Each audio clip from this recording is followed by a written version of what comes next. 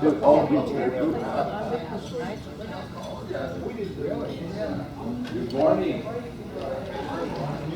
you going to be here with us for lunch, right?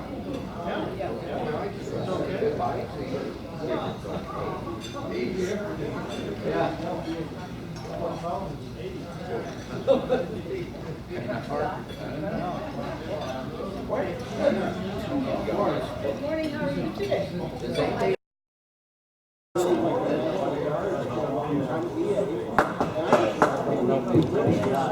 All right, is everybody present? No. Well, you know how Delta Company, sometimes we do everything backwards, and this is a good example of it. We're having the business meeting, the welcome after we've been here for 3 days. So I'm very excited about this. This is the 9th one, and I'm doing a fashion show for you. This is my 9-year-old shirt. That is a little bit tight. Back then, we took a standard issue shirt and then had them print on the back. And Dennis, I wanted you to see how poor the printing was back then. So we've made lots of improvements in everything that we've done.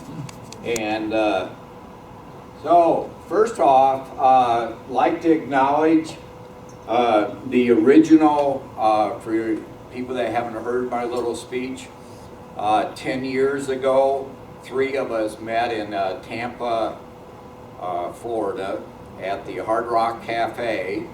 Paul Uncle, who was my platoon sergeant, Tom Novak, who was one of my squad leaders, and myself, and we had such a great time, the 3 of us, and we said, you know, what would be really cool is if we could expand this to other people. And so we started looking for people in the 70s, and the 70 people, some of them came in 69, some left in 71, and then we talked about the 69 people. Well, some of them came in 68. Well, pretty soon it was very obvious that Delta Company was Delta Company. Whether you came the first day in February of 68 or you were there in the last day in November 78 when they retired the colors. So that's how this reunion came about. I'm the coordinator, the website developer, and he's going to expand on the website later on in this presentation, is Dennis Ash. And you guys, I did a website years ago with Chamber of Commerce, and it was so expensive, it was so time consuming for somebody that doesn't know anything about websites. Having Dennis in Delta Company is like a dream. He does all this stuff for free. He pays all these charges that I don't understand that they have. And if you say to Dennis, hey, we got a new license plate. Well, I'm not done talking on the phone to him, and it's on the website. So it's like a dream. So thank you, Dennis, so much.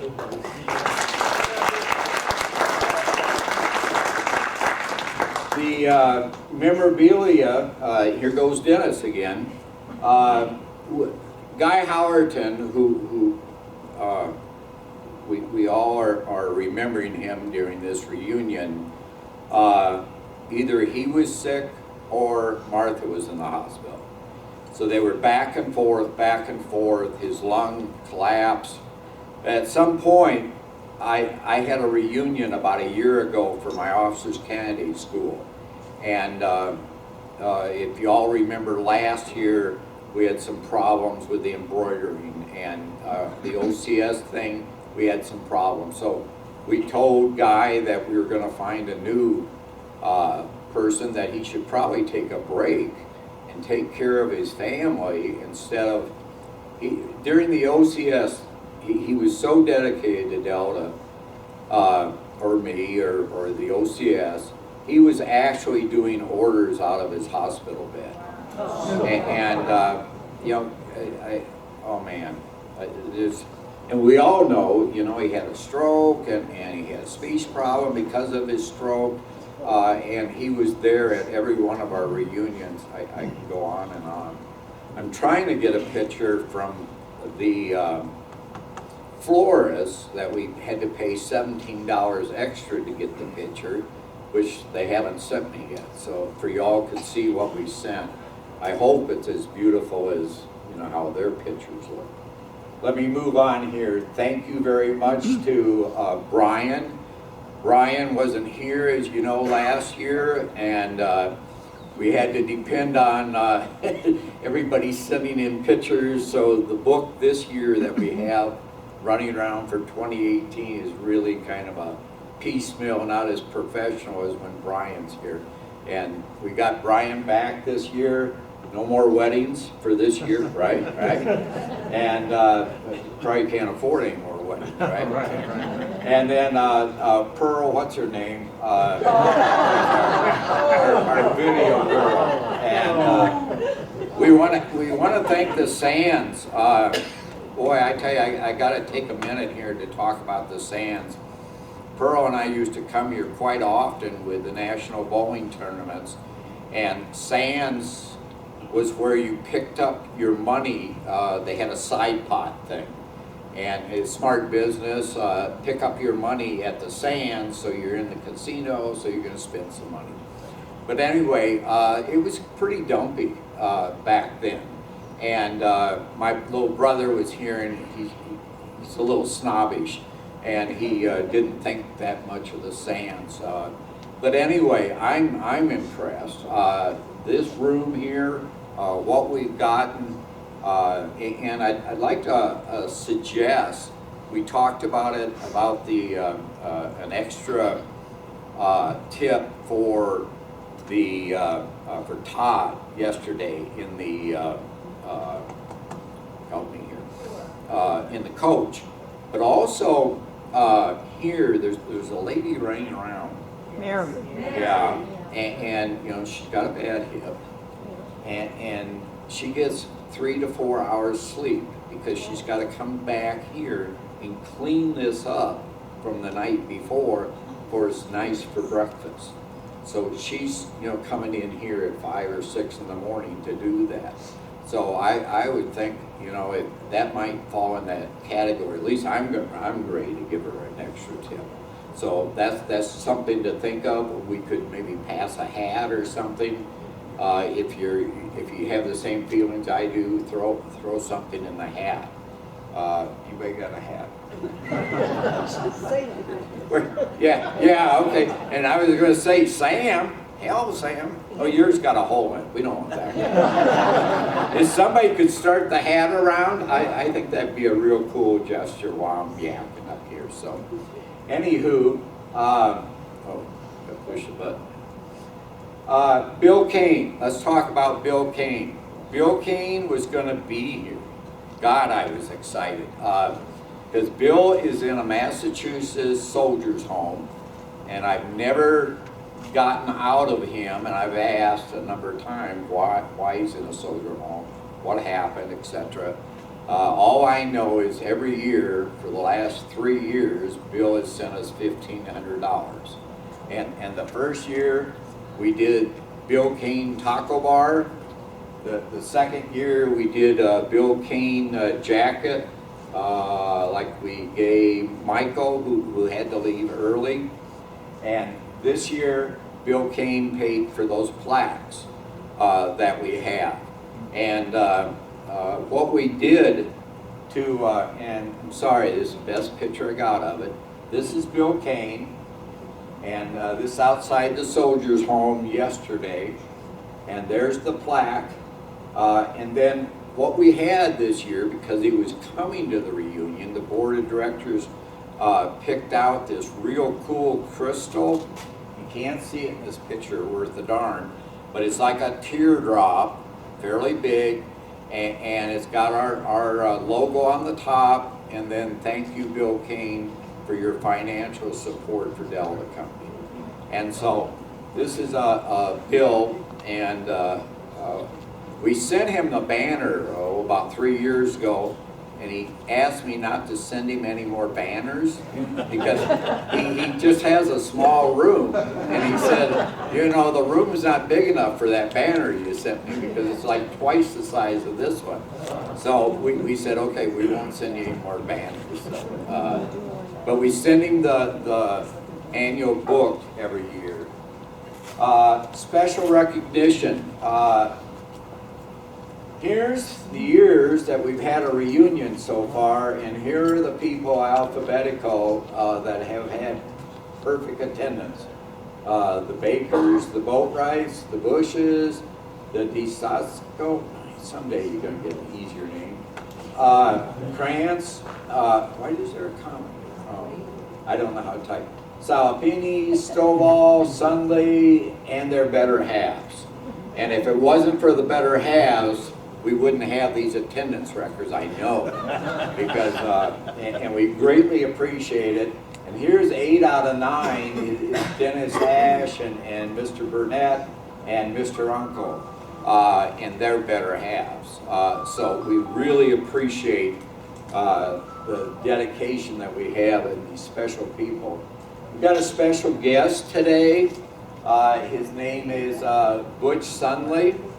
And he can't hear me, so it's kind of cool. I can say anything I want about him. And he'll just smile at me and say, and he's given a donation to this lady here. Oh, he's cool. Okay, and why Sunley, he's the most decorated individual in Delta Company that we found to date. Silver Star, 2 bronze stars, 1 with V device. The Purple Heart, 2 Purple Hearts, kind of like wherever Sam is, and of course the CIV. And I'm sure that our next individual could stand up and speak for quite a while about Butch because he had the honor of serving with Butch. Our senior member, Colonel Larry Stovall, OCS Hall of Fame member. And then we've got 2 E7s, Doug Burnett and Jerry Wayman. And,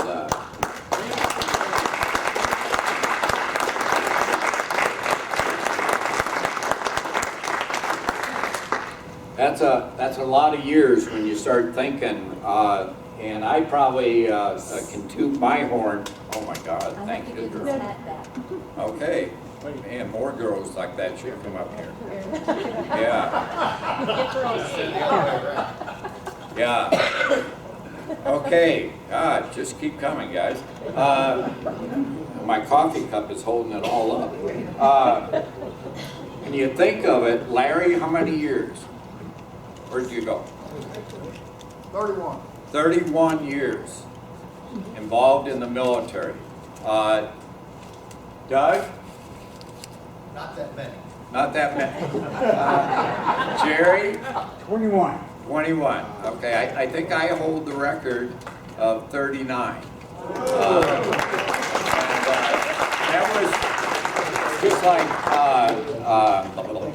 Larry. You know, I was sitting in retirement waiting for age 60 when they would send me money, you know, and next thing I get this email, would you consider going on active duty? And my story is I was in Cotter, Arkansas, and I was fly fishing, and what could I say? Gee, I'm fly fishing, I can't come serve my country. So anyway, we'll move on. Oh, okay. For you new guys, here's what the deal is we're gonna do the round robin. Part of this is for us here, and part of us is for the history of Delta Company. We've done this since 2011, and next year during our 10th reunion, we're gonna play that, but we might shorten up one of the presentations. I think Mr. Glasscock talked, and maybe he knew he wasn't going to be able to tell these stories ever again, and he has helped me. He's not here, so he can't help. a 30-minute presentation. Yeah, well, yeah, but I'm trying to think what he has now, his illness. Alzheimer's, has Alzheimer's, so he can't do that anymore. And she wanted to come last year, but something happened, they couldn't come. Maybe next year. But anyway, so what we do is a round robin. It's a real short thing. You come up here, the camera's running, you introduce yourself, you tell a little bit about what you did before Vietnam. You know, if you just jumped out of high school or you just jumped out of college or whatever. Tell what you did in Vietnam, what position you had in Vietnam, maybe what platoon you were in Delta Company. Maybe you did something else during Vietnam or after Vietnam. You were assigned Fort Hood and you were a professional garbage collector or something like that. And then what you did in your civilian life to make a living. Because all of us here are retired or semi-retired, and that's, to me, interesting. So I'll start with myself, and I'll try and be short. It's hard for me. I love the way Glasscock filled it up for a half an hour. But anyway, before Vietnam, before I enlisted in the service, I was a draftsman. I went through a 2-year apprenticeship program, never got a college degree, you know, 4-year degree. Went in the service, learned I enlisted as a draftsman because I was going to get more money because they're going to give me more training. And then I saw the guy off on the side with the butter barn, and that guy didn't do anything. And immediately I thought, that's the job I want. You know, the guy that sits off on the side and doesn't do anything. So my sergeant was a hardcore blankety blank individual, and when I explained to him what I wanted to do, he said, "You don't want to be one of those lazy men." And I said, yeah, that's exactly what I want, you know. And so anyway, he got me into this testing program, and I got into engineering officers candidate school. And I had to go through AIT at Fort Leonard Wood. I went through Fort Leonard Wood as a combat engineer, and I was waiting for my class date, and they canceled it. They canceled the class. So they gave me a choice: go to Vietnam as a laborer, combat engineer, or go to infantry OCS. And I said, well, I'll do that. I'll go airborne, I'll go ranger, I'll go special forces, and the war will be over. So off I went, and well, I was blind, so they wouldn't let me go special forces. But anyway, went to officers candidate school. I was tutored the whole time by a fantastic individual that's gone now. But anyway, where'd I go? Delta Company. Went to Delta Company, went to Fort Rucker, Alabama as an infantry platoon leader. Scared the hell out of newborn aviators as they tried to land. We'd throw out artillery simulators and all that crap and watch them try and crash and recover and all that. But anyway, stayed because my first wife spent everything I sent home. I stayed in the Army for another year at Fort Huachuca. Boy, this is going to be hard in a couple of years. Fort Huachuca, Arizona, and then got out of the service, went to drafting, volunteered for any job that included paper, because most engineers aren't able to keep paper, and did grants and all that kind of stuff. Retired from the city of Tucson after 29 years, and 39 years with the military. And that's the longest presentation we're going to allow. So, so start with your table.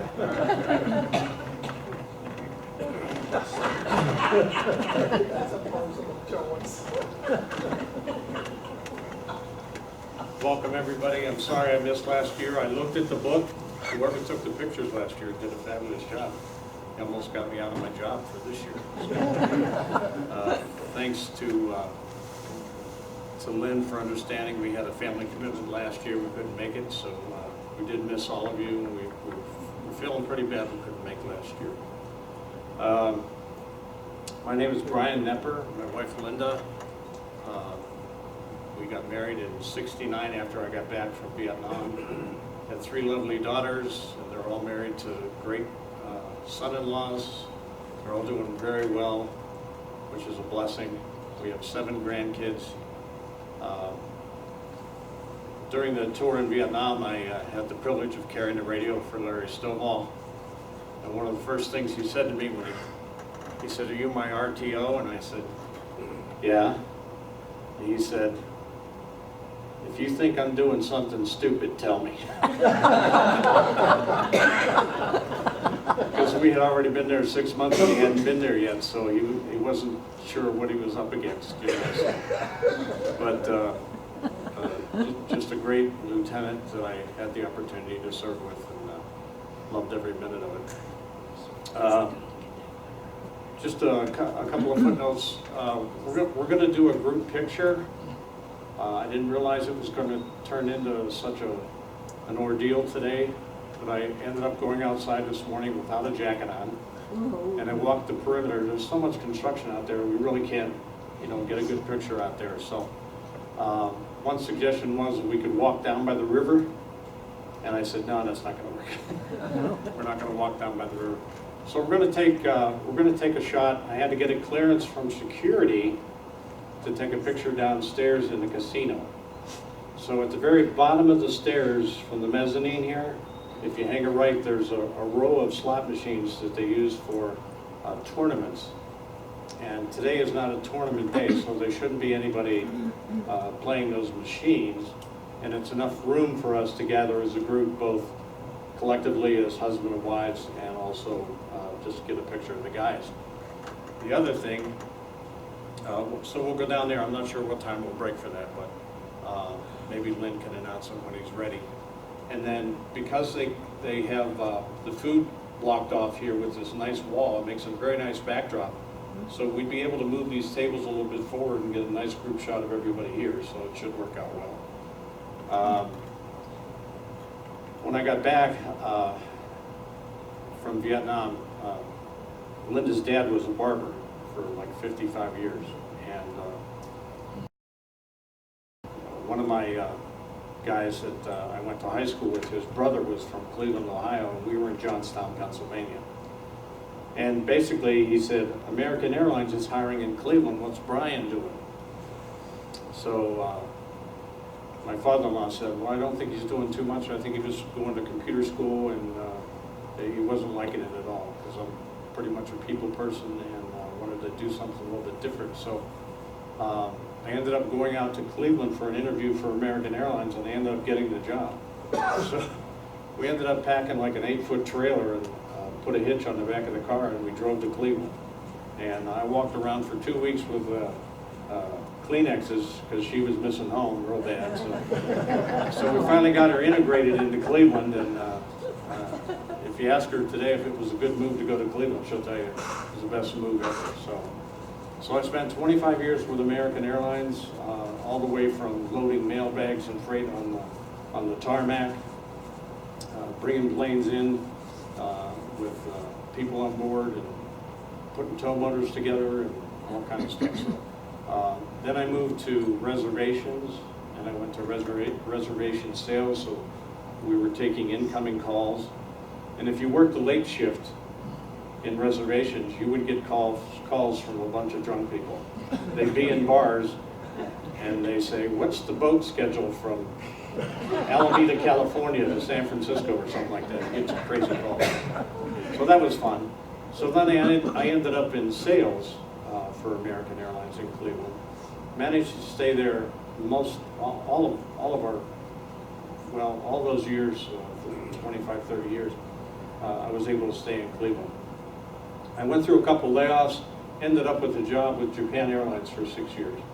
Great airline. Got to fly to Pacific Rim and see some things that you would never get to see. And so that was kind of a highlight of my career working for Japan Airlines. They were closing the office with Japan Airlines, so I ended up going back to American Airlines, which was kind of cool. But I had to re-interview for my job. and I had to go to Dallas. And they had a 25-minute written section that you were a sales manager in a specific town in the country, and you had to give them your marketing strategy for that city. Then from there, we went on a one-on-one interview with a regional manager, and then from there, we went into a room with all the managers on one side and all the candidates on this side, and they started firing questions at you. So at the time, I was working for Japan Airlines, and I notified my regional manager for Japan Airlines in Chicago, and I said, I'm interviewing for American Airlines. I want to stay in Cleveland. It's going to cost me $20,000 to move to Chicago with my own money. So, excuse me, everything worked out, and I ended up landing the job in Cleveland. So that's our home, and that's where we stay, and we love it there, and that's it. That's all I got. Thank you.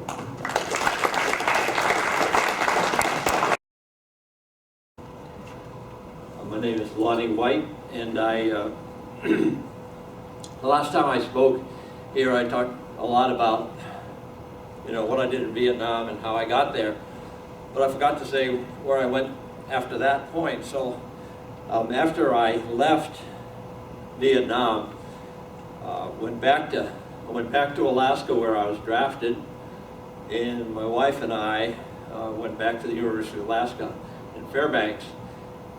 And I went into studies, biology, and I had a background in agriculture when I was in New England. And so I wasn't sure where I was going to land, but Alaska Pipeline was being built. Preparations were being made for the pipeline when we were students. And when I graduated from the University of Alaska with a degree, was in biological sciences, and the thing I wanted to do was to work in conservation somewheres. And I ended up finding a job that was perfect for me.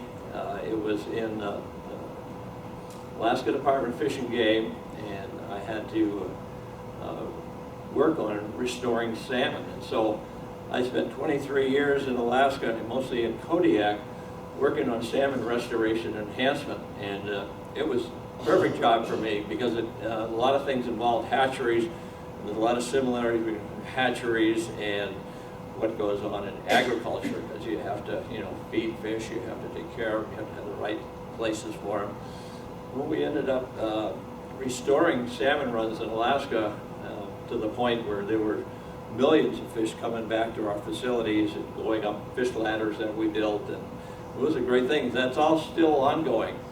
But after 23 years in the department, I was promoted on to the point where everybody else was in the field having all the fun now, and I was shuffling paperwork, and I decided to retire from that because they had an early retirement system.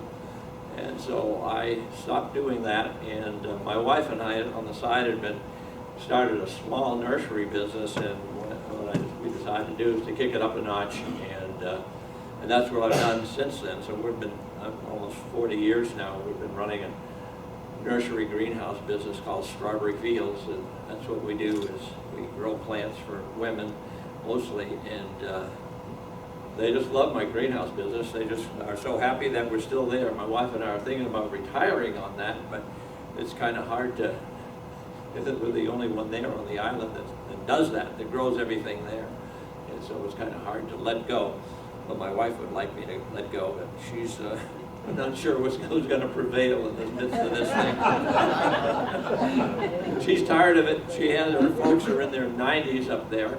And we have, actually there's 4 generations of us in Alaska right now. We have 9 grandchildren and had 3 daughters.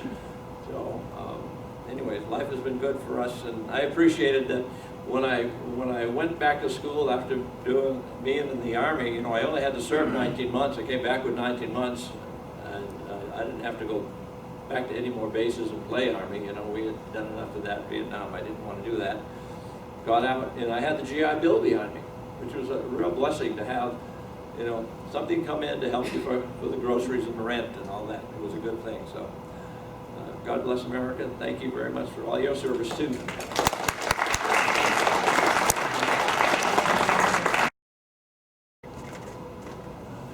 Okay, gang, Sam Maggio here. most of you know me. Before I got drafted, I was going to junior college. I was drag racing every Sunday, going out with a bunch of girls. I thought that was, you know, the best I could do in life. I didn't really think you could do better. You know, in June of '67, I got drafted, and we all went down to Fort Leonard Wood. And I told them, you know, that I would make a really good beer taster for Germany. But they said, we got enough, you know. So they sent me to Fort Polk, Tigerland, and boy, was that a hellhole. I mean, not only the heat, but we were down there like in August to, you know, end of November, beginning of November. It was miserable. So I get 20 days maybe home, and then we go right to Vietnam. I got would have been the 1st to the 6th replacement on December 1st. I still got orders. Butch and I are on the same page. He got there the same day. So I think we got there the earliest in '67. So we had, you know, we were by Tu Lai, and it wasn't that bad. So, you know, we didn't have a whole lot of stuff going on until the Tet Offensive on February 8th. And then, you know, everything started to pick up. You know, it was really, really miserable. I got wounded twice. Brian and I, and Butch, we shared a lot of foxholes. And, you know, we did our thing. When I got wounded, I went to Japan for, you know, probably a week, 10 days or something. And then I went to Fort Riley, Kansas hospital there. I was there 5 months. So, you know, I did the rest of my time in the Army at Fort Carson, Colorado. You know, it's by Colorado Springs, and everybody downtown hated you, you know, because of the war sentiment at the time. But I finally get out, and I go back to school on the VA disability, and they paid for everything and paid your tuition and everything, and it was nice. I got a degree out of IIT, 4-year, but unfortunately I picked photo at the time, which was like really nice if you want to do darkroom stuff, but there was no money in it. I got out of school in '74 during the oil embargo, and it was really miserable. You couldn't get a job anywhere, so I ended up taking some really crappy job, learned how to silk screen, and then I did silk screening at home, and you know, I did that, you know, probably till we got married. '78, me and Mary, she had to go upstairs. The princess summoned her. So after a little while, I got about a year and a half electronics. I got a job with Xerox, and worked for them for 10 years, and they fired me illegally, and I took them to court, and I won. And then I got a job with Minolta, and I worked for them for 6 years, and they fired me illegally.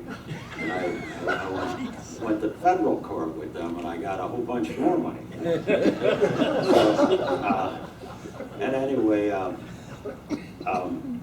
I'm falling apart now, as you can see. I used to be nice, tall, and straight, and everything. My backbone's fused, and I'm only running about half on my heart right now, you know, pumping. So, you know, I'm hoping, you know, next year I won't be on a walker, you know, and wherever we go, you know, I'll surely try to be there, you know, because this is my 7th one, and I enjoy all you people, you know, and you know, it's like we're dear friends. I mean, you know, what we did together was not like working at an office or being on a bowling league. You know, what we did together was deadly force every day.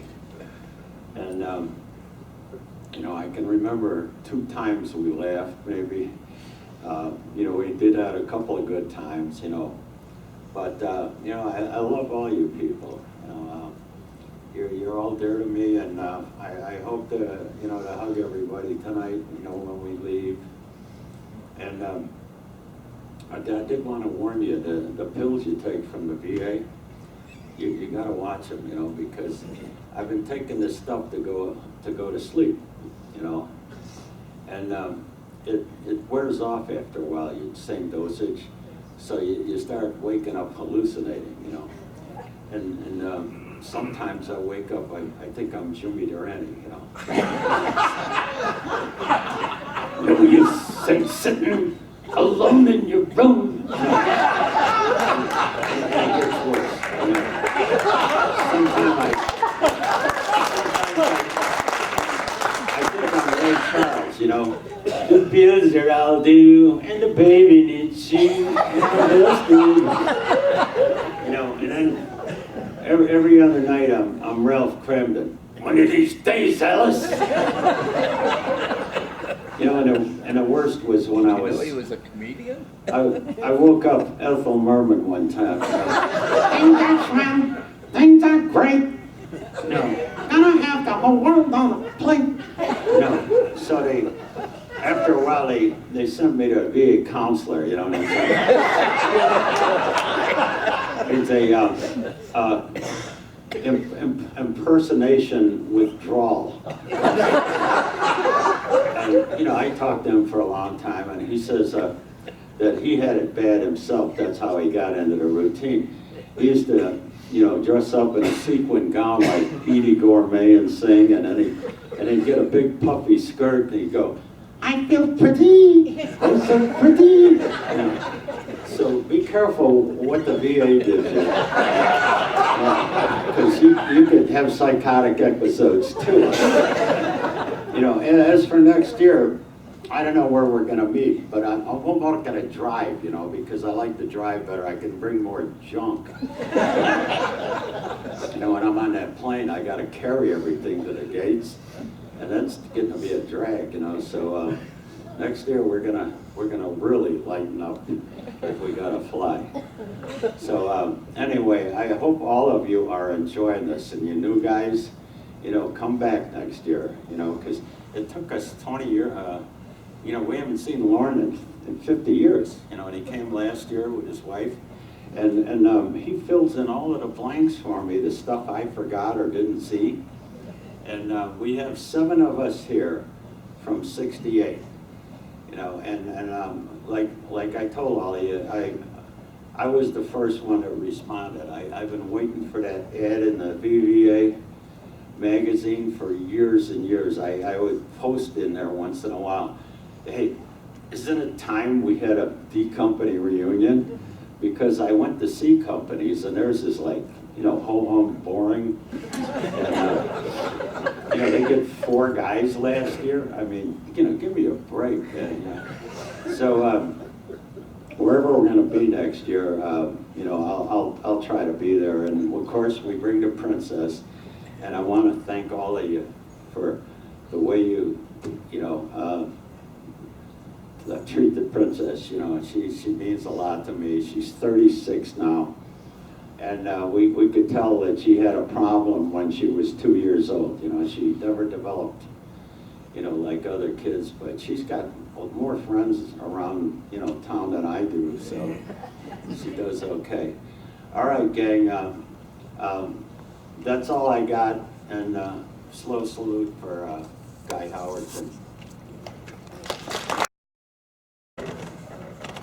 Wow, that should have been last. Hey, my wife. Is there, okay. I'm the spokesperson for Larry. We're Larry and Carol O'Brien. We've had 50 years this year of marriage.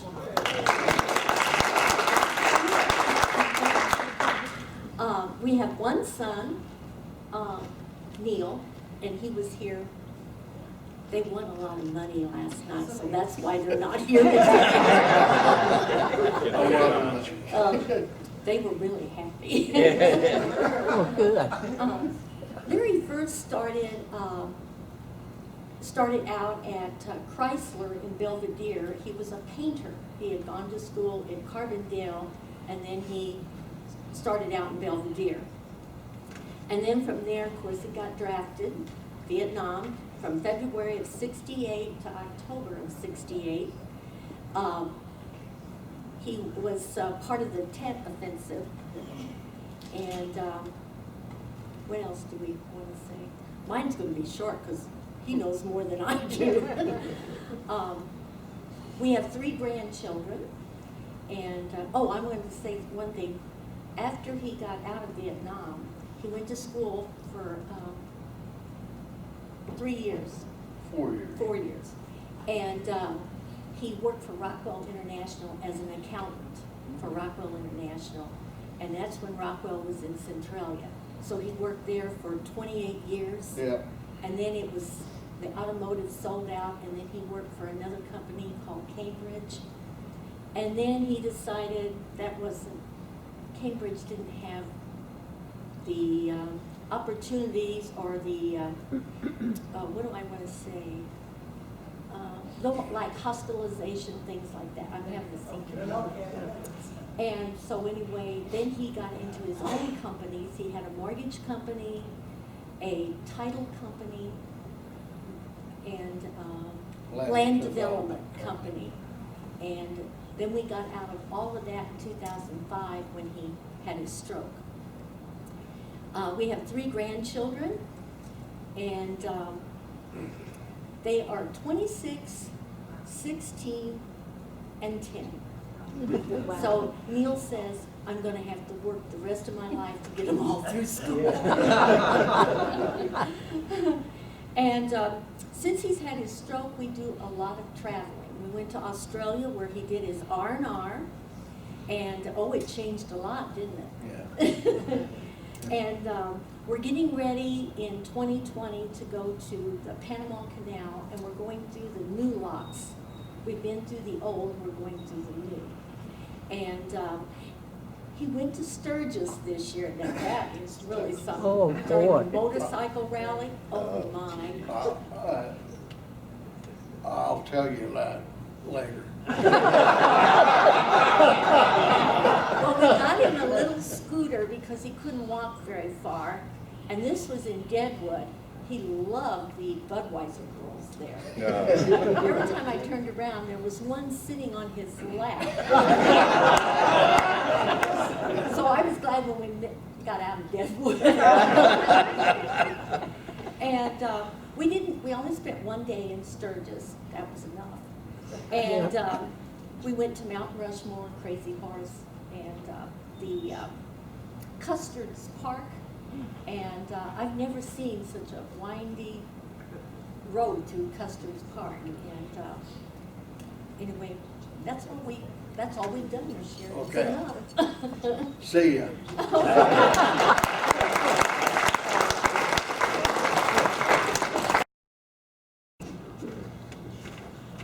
My military name is Leonard Sunley, and my civilian name is Butch Sunley.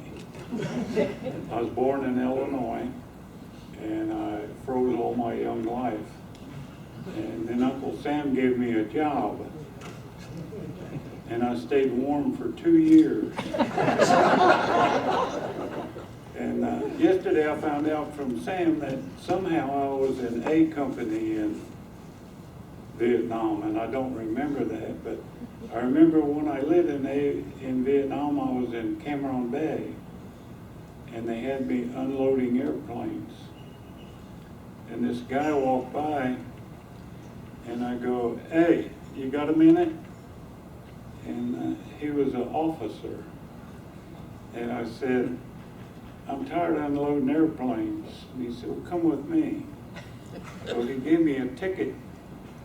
And he said, "Go over there at the airport and catch a flight to Chulai. The airport twice this size, and there's a guy in there. I go, "This airport?" "Yeah.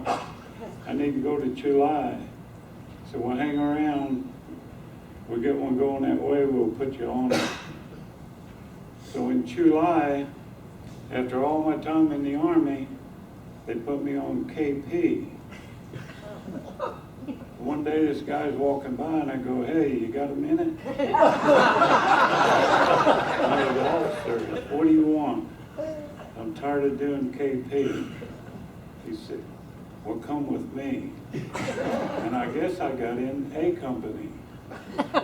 Because according to the Times, D hadn't got there yet. So I had no idea. But after a while I realized that I should have stayed on KP. And I was glad to get out of Vietnam. I went back to Illinois and froze for a while. And then 40 years ago, I moved to Texas and I met Martha. And with the help of a lot of friends, I ended up working for Monsanto for 23 and a half years. And then at 60, I told Martha, I've always wanted to drive a semi. So I quit Monsanto and drove a semi for 10 years, and then my health got me. So I've been, I guess, loafing for 10 years.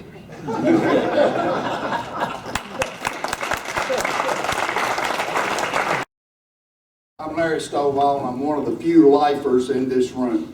And I owe my success in the military, the majority of it, to a number of the people who have already spoken to you this morning. When I got to Vietnam, I was 3rd platoon leader in Delta Company. And me and everybody else was trying to figure out what Butch Sunley's position was. He was a hard 5. He was an NCO, he was a sergeant, and the first day I talked to Butch a little, I said, "Well, what do you do?" Because I had squads that didn't have sergeants and didn't have a platoon leader. And he said, "I don't do any of that stuff." And I said, "Okay." And so I just kind of watched for a while to figure out what he did. And I found out pretty soon he did a lot. There were things like, we were running 3 ambushes, and if you remember, a platoon had 2 guns and 2 radios. Not mine. I had 3 guns and 3 radios, thanks to Butch. And Larry Boatwright, who worked in supply. And there were some other units that were short M60 machine guns and radios, but we never were. Another benefit that came for months, the majority of the stories I heard were about Sam Maggio, and Sam was hit the 2nd time and gone before I ever got there. And so one of the huge benefits of this reunion when it started, well, I got to meet Sam for the first time. I already knew his life history and all of his exploits in Vietnam. Brian was the first one that got up here, and I didn't remember saying that, but I'm sure it's true. But the truth is, I learned real quick, if there was a call coming in that I didn't want to mess with, I just let Brian take it. And he did that a number of times, and I didn't have to be on that radio because he knew as much or more about what was going on than me. There's going to be a young soldier that's here for the 2nd time this year that I'm so glad he is, but Ted Smith had already been transferred over from C Company, and he was a squad leader. And he was another one of my senior advisors for the entire time that he was there. I'm okay, and Lonnie. Lonnie was the stabilizing force in the organization because with his size and the way he handled an M60, we were secure. Surgical. Surgical. Yeah, absolutely. So my time in the Army was basic training at Fort Campbell, AIT at Fort Knox, and I was an 11 Delta, which was recon, scouts. They called it Armored Intelligence Specialist. But then I lost all that when I went to OCS, because like Lynn, I went to infantry OCS. I stayed in another year or two after Vietnam, and I had a real hard job. I was stationed down in Mississippi. I was an advisor to a couple of Mississippi National Guard units. And, you know, the Guard and the Reserve were kind of a joke in the 60s. It was a place to hide out from the draft. So I got off active duty after that and went back to school and got my degree and went to work for Procter & Gamble. And I stayed with them. It was a pretty good job. I ended up staying there 36 years. So the reason I'm a lifer was that after about 7 years, I got in the reserve, and I stayed in that until retirement. So as I look around the room, the other person that in each one of these for 9 years now that I've not talked about enough is the real reason for any success I had, and that's my bride. And in 2016, we celebrated our 50th anniversary. I don't remember where we were, DC, with this group right here. And I said that night, our 4 children and our eight grandchildren weren't real happy about us not being at home for this surprise party they had planned. but we sent them pictures of the dinner and our 50th anniversary that we celebrated with 30 of my brothers. And I said that night, we couldn't have been anywhere any more special than with you that night. So we got married. Patty and I got married when I got out of OCS. Here was the deal. She came down for graduation, and I said, look, some lieutenants get an assignment that lasts a year. And if I get one that lasts a year, we'll go ahead and get married.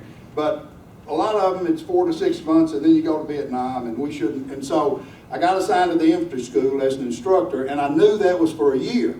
So we had like 8 days or something from when I graduated, and we drove to Nashville. We were both from Nashville, and surprised her mom by saying, hey, we want to get married this week, and she wanted to have a church wedding, so they put that together kind of fast, and that started it. So we spent our first year at Fort Benning, and then I left to go to Panama, and I came back home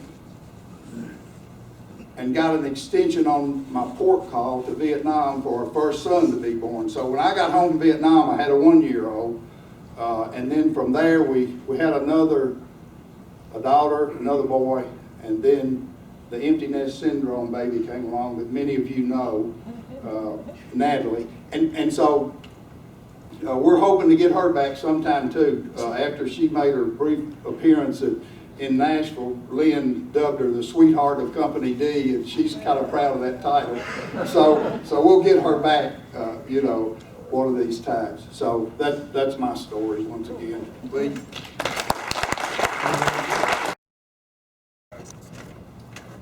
Good morning. My name is Leandro Lee Navarro. I'm originally from South Texas. I didn't do much there. Just finished high school, but I was just working in the fields at that time, so there was really no much work at all there. So I got drafted in '68, went to Vietnam, stayed there 68, 69, which I got wounded in May of 14. They sent me back. I came through Japan, San Antonio. They ended up in Fort Hood. And that's when I met my wife. When I got married, she was living in the Dallas Fort Worth area, and I had a sister there. So I was making excuses that I was going to go see my sister, which I was at the beginning, you know, but after that, you know, I just said, well, I'm going to go visit my sister in Redford. But that's how I just met my future wife, you know. So after I got out of the service, or before I got out, I was just working in the supply room because I had been wounded, so I couldn't do anything. So they asked me if I wanted to take some kind of classes there, you know, before I got out. So I said, well, what do you got? And one of them was the Postal Service. So I took that one, and probably in about 6 months or so, they called me from the Postal Service, and I worked there for 31 years before I retired in '02. And I had married my wife back in 71. You know, so had been married for about 23 years, and I lost her back in 93. And I got one daughter, which I still live with. She never got married, so apparently I got no grandkids. So I gave my dreams up already about having grandkids. You know, so I don't think she's going to be married or anything. She's 51 years old. You know, and before I retired from the Postal Service, I started looking for something else to do. Before I didn't want to just quit and stay home. So I found a job as a security guard at Texas Ranger Ballpark. So I've been there ever since 2001. Well, I quit for about a year and a half. I said, well, I had enough, but no, I had to go back. I couldn't stay home, so I just went back in August. So that's all I've been doing. Well, I went to started in Fort Bliss. From there, they sent me to Fort Lewis, Washington. Then from there is where I went to Vietnam. Thank you.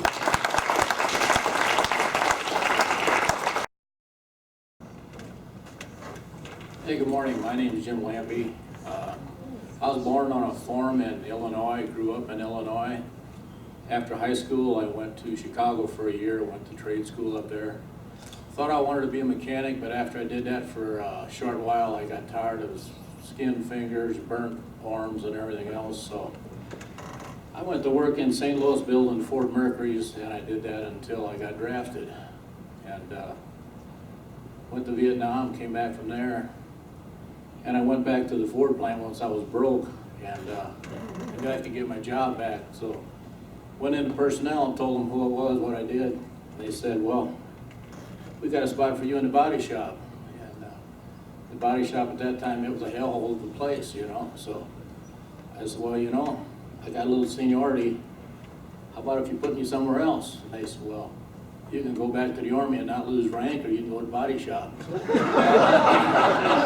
I went to the body shop. I walked back down there and I looked at those same guys doing that same thing as they were doing before I left. And I guess before I left, I didn't think much about that, but when I came back, I had changed a little bit. And I thought, man, I can't do this for 27 more years to get out of here. So about 15 miles from me was a Corps of Engineer Lake. So I stopped there one day and put my name in. Probably about 6 months later, they called me, asked me if I still had a need to be over there. And by that time, I was starting to dread Sunday afternoons, thinking of Monday mornings.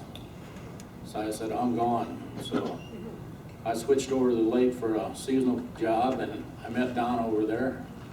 Well, not at the lake, but I met her about the same time, I guess. And the rest is history with her.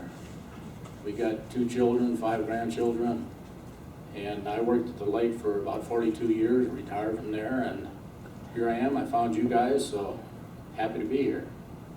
Thanks, everybody.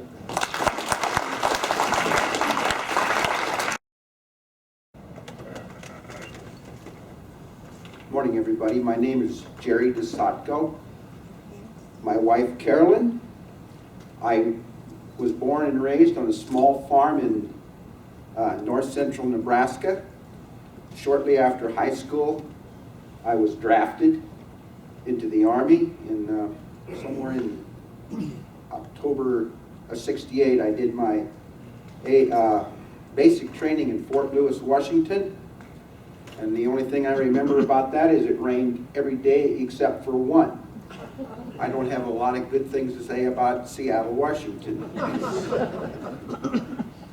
I went to Vietnam and I was trained in artillery. My MOS was 13 Alpha 10, and when I got to Vietnam, I didn't do what I was trained to do. When I got there, I was selected what they call field forces, and I was fortunate to be with Delta Company. So I served with Delta Company first as an RTO for the forward observer, but eventually somehow I got the job, a lieutenant's job, but I was a private first class. But they needed to at least be an NCO to do that, so they made me an acting corporal. But I still got PFC pay. I don't understand this. After I got back from Vietnam, I worked a little bit and that's where I met my wife. I worked in it was a gamble store where they sell everything, and I worked in the hardware department. And I had a special talent that I think my wife really liked, because down there in the summertime, flies would come in and they would land on his table, and I could, and I got pretty good at that. And Carolyn come down one time, and I think I sold her a radio. We still have that radio. But I could do this number, boom, and I think that really impressed her. So we ended up getting married. And I think it was meant to be. After we were together a little while, we found out what day her birthday was. It was May 24th, 1951. Well, mine was May 24th, 1949. So I said, well, why don't we just get married on May 24th? That way I don't have to remember all this stuff. So we got married on May 24th. So it's a great way to, I only have to buy one thing.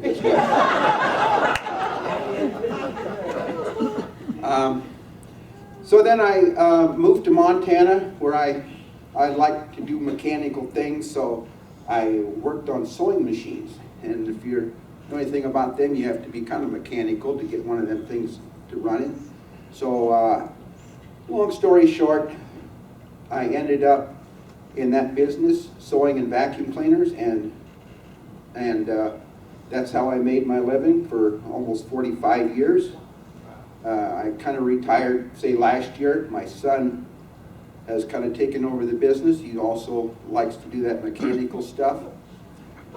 And so I just go to work on Saturdays, and I don't even work all day. I go in at 9 o'clock, and I close the store at 2 o'clock. And if something comes in, I don't do it. But then I also don't get paid. I worked for 6 days a week for almost 45 years, and never did have like a whole weekend off. So Sundays was my day off. So you'd go to church, take a nap, and you just didn't have time to do anything at home. So now I'm doing all those things and loving it. We have 6 children. 3 of my boys served in the military. At one time we had all 3 in the Middle East. One in Afghanistan, one in Iraq, and one in Kuwait.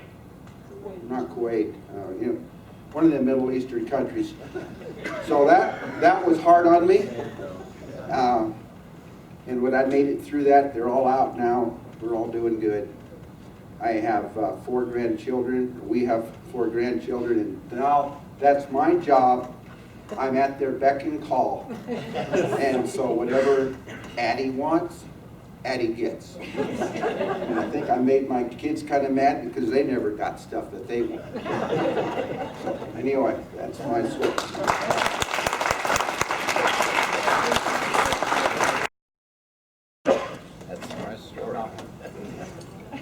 I'm not good at this public speaking, but Gary Salpeter, my wife Sharon, and I was drafted into the Army 3 times. I've been in college and dropped out a semester. There's this lovely woman in Fairfax, Virginia that ran the draft board, Beulah V. Anderson. She thought she had me, but I'd gone back into school, so I got a deferment and ducked.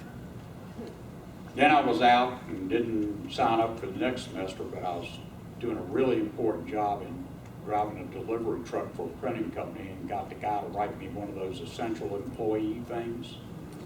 I thought I had it. Then we got married in October. But Beulah, did I mention Beulah? She showed up again in December of '68, and I went in January of '69. Ended up with Delta, and the rest of it. Made it to the field and entered the country about the 12th of June, made it to the field probably the end of June. Ended up in a CP on August the 20th with the insertion of Dale Colley, and then stayed there until I exited in early June. So Worked with a lot of guys. Jerry DeSanco, who was just here, taught me how the correct way to shoot artillery. And a lot of you folks don't know it, but we all owe him a debt of gratitude because he saved a lot of skin. So we had some other FOs from corresponding companies that weren't real good, that targeted erroneously occasionally. And Jerry's instruction saved that. But, you know, made it through it, got out, couldn't get a job, took a temporary job in commercial construction to hold me over till I could get a real job, sort of like Jim Lampy was talking about. But when I got the call, I'd sort of already got mired in this construction business and stayed in it. And, schools, colleges, government buildings, and you know, we live right, by the way, we live right outside of DC, so you know, we hear all that mumbling off Capitol Hill all the time. But Corps of Engineers work and everything, and I kind of evolved into being a commercial estimator, and it's somewhat thin occupation, so there's a lot of demand. And I've just kind of stayed in it, and I still work some part-time for a friend of mine that has a consulting company, so no real complaints. We have one daughter, and we're still in the same place, and I guess that's where I'm going to stay till I go out feet first. So. Anyway, thank you. Get a railing up there. Yeah. Yeah. That's right. Hi, my name is Chuck Krantz from Minnesota, and I quit high school at 17. There was nothing to do at home, so I went to work in a steel warehouse, and I worked there for almost 2.5 years. I met my wife, Pat. I got wonderful papers from Uncle Sam the day we got married, February 15, 1969. And a month later, I went to service, had my basic training at Fort Campbell, AIT, Tigerland, Fort Polk, and I got home from there and on leave before going to Nam. We had a son, and I went to Vietnam. He was 1 month old. And I made it for about, what, 7, 8 months. I walked point most of it, and got wounded. I got home in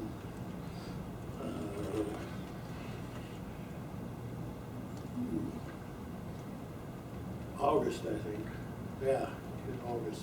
And then they put me up at Fort Lewis for 9 months, and got out of the service.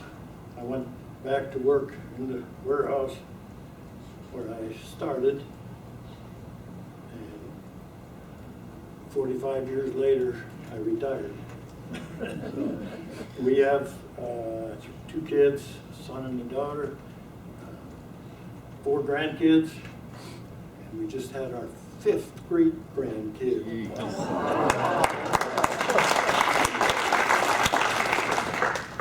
We celebrate every day. Yeah, all right.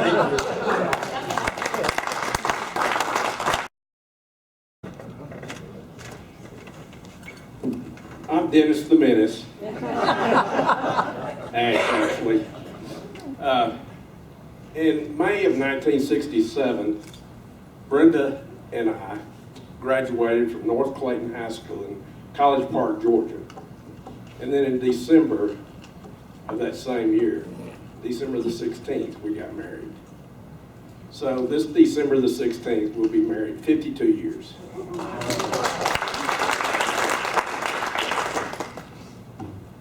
We were married for about a year. I worked for I was a tool and die maker apprentice during high school.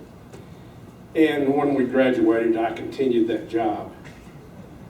And I had a draft deferment because the company I worked for manufactured machine gun wrenches for the M60 machine gun.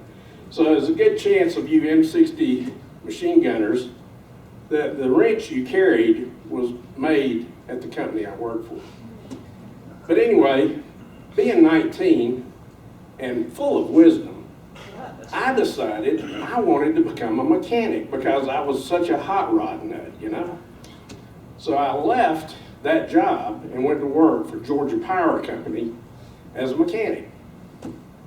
Well, it was about a few months later, I got that notice from not the same lady, but her counterpart there in Atlanta, Georgia, that I was getting drafted.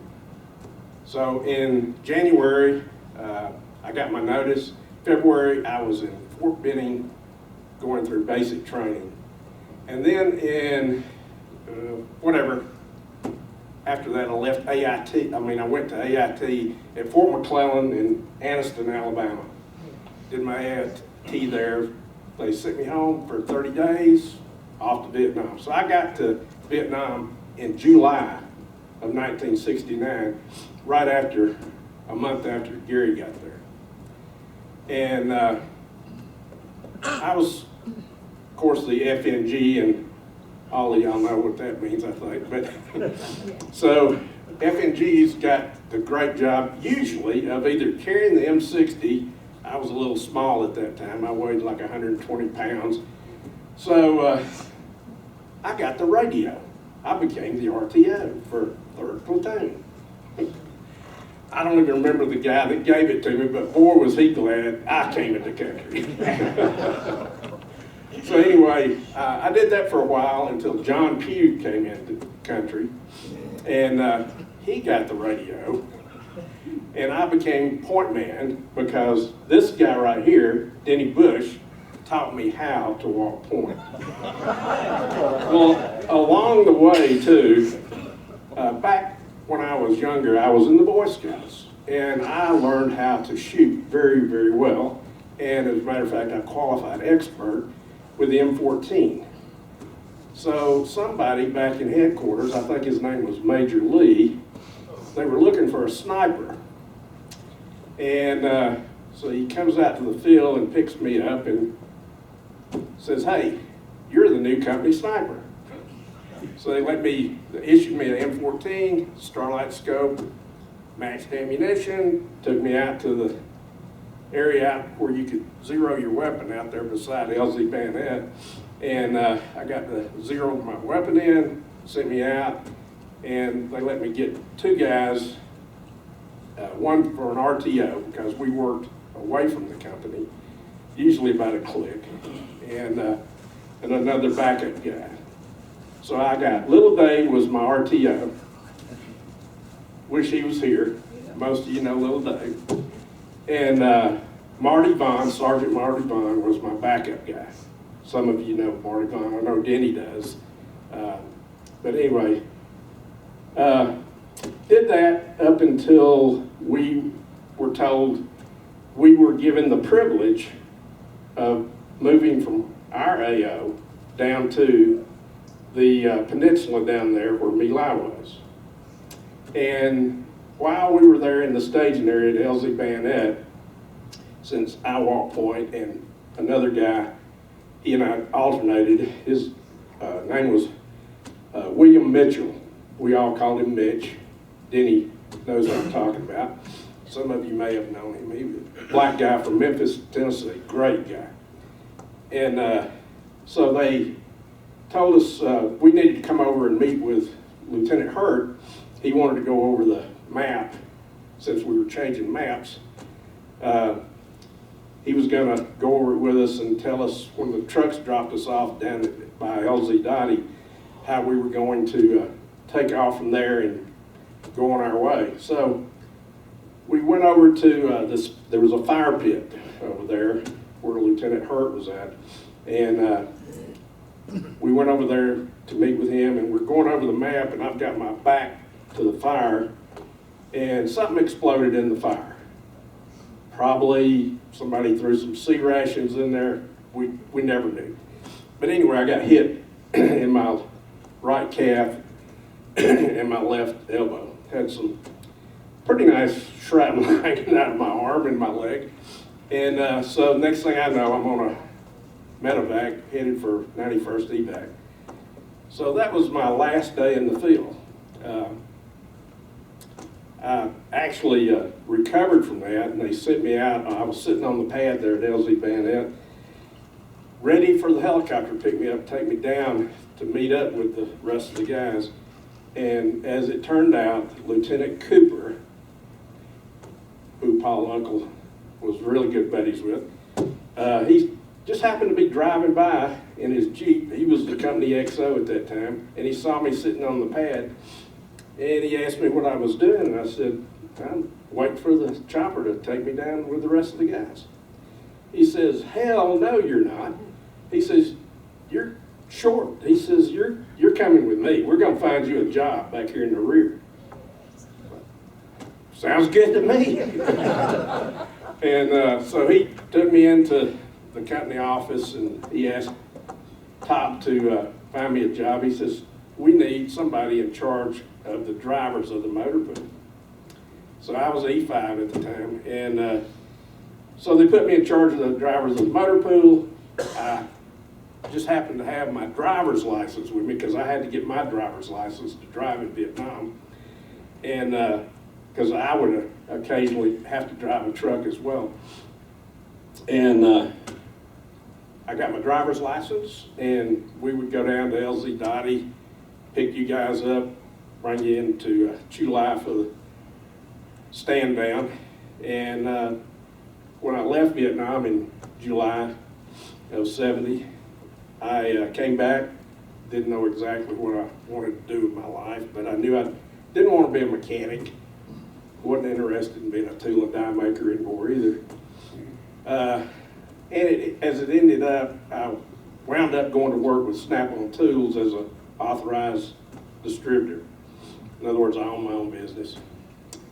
And I did very, very well with Snap-on Tools. I was with them for 8 years. 3 years as an independent distributor for them, and 5 years in management with them. They had, I was successful enough that they asked me to come into management with the company. But I soon tired of that, being in management with them, because of some changes in the company. And so I left Snap-on, but in the meantime, while I was a field manager with them, I had bought an Apple computer, and I taught myself how to program. And I've always been kind of the geeky type guy anyway, you know, I like gadgets and stuff like that. So I taught myself how to program, and that was in 1981. In 1983, we moved from Johnson City, Tennessee, where Snap-on had me, down to Chattanooga. I opened a business down there with a friend of mine that was also with Snap-on. And I've been in the computer business, computer software business ever since. And that's how I know how to do the website and stuff like that, okay? So basically, that's my story. We have one son, Josh. He'll turn 45. Yeah, he'll turn 45 in December the 20th. And we have no grandchildren. Him and his wife decided they didn't want kids. She's a college professor. And so we have a grand dog. We have she's a golden retriever, beautiful golden retriever. She's still a puppy, and that has been an ordeal, but she's calming down now. And of course, we have our dog, our Cocker Spaniel. That's my story.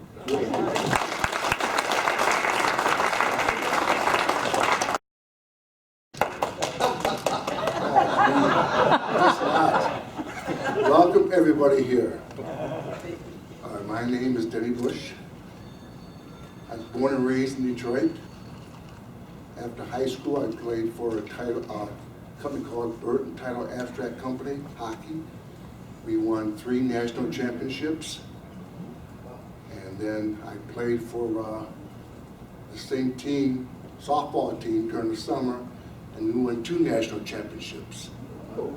So had a great time. I got to tell you one thing. When I was in 6th grade, I went to parochial school. Being Bush, they put me up front. So there was one nun, Sister Marie Williams. She whacked me with a stick. So I whacked her back. So, and then I called her Sister Funnyface. So obviously I got sent to the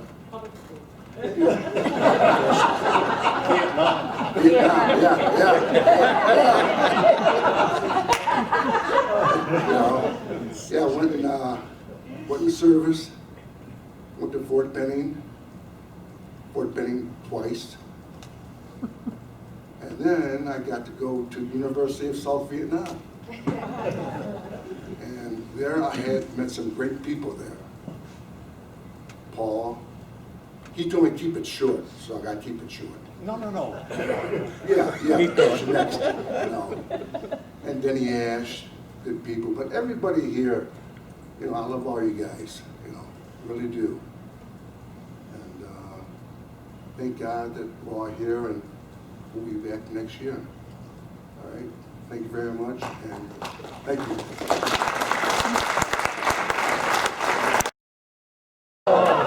That was a leap of faith, wasn't it? Can I say something? Can I say something? Yes, please. And I met my beautiful wife.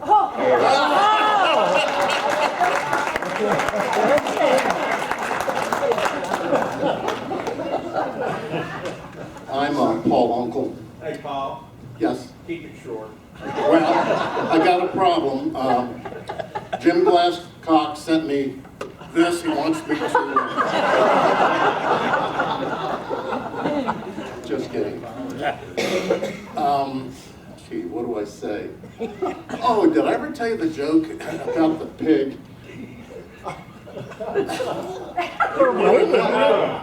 All right. This is a true story. Gail and I were driving through Alabama. I got lost, which is nothing new. So I find this old farmhouse.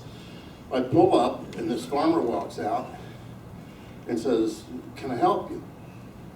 I said, "Yeah, I'm lost. I need directions to town."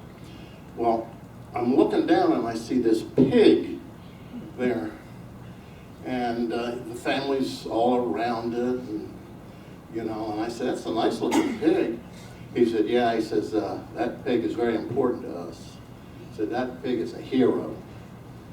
I said, "A hero?" He said, "Yeah, the house caught fire, and the pig woke us up and saved my 5 kids and my wife and myself."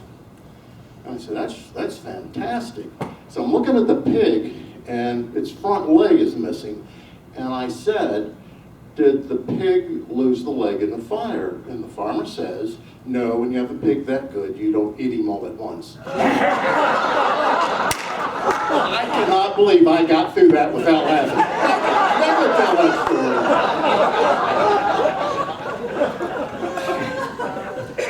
Oh boy. You know why I come to these? Because I had 1 year of my life that was a total blur. And with the help of people like Denny and Ash and Scalabini and the lieutenant here, you've kind of put it in perspective, and now I understood what I did for that year.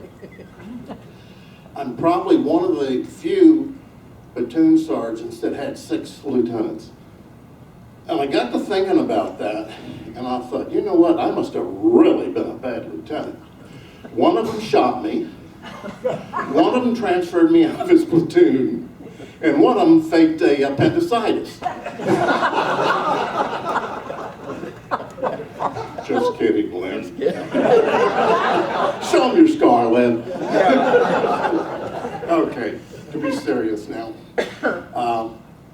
We had some 50-year people. Gail, you and I are like newlyweds. We've been married 45 years. Last month, June, sorry. Okay. 7, new. I'll make this quick. I was drafted when I was 24, Jackson, then to lovely Fort Polk, which Sam and I love. Then I went back to Fort Benning. I went to Shake and Bake School, and then I trained troops. Now I did this, not that I was gung-ho, I was hoping that Nixon was going to end that damn war. Well, you know Nixon, he always lied. So anyway, it never happened. So anyway, I got through that, came home, met Gail at work, we got married. We have one son, 3 granddaughters, so I don't have to worry about them going to war. And that's about it, folks. God bless you all, and God will bless this wonderful country of ours.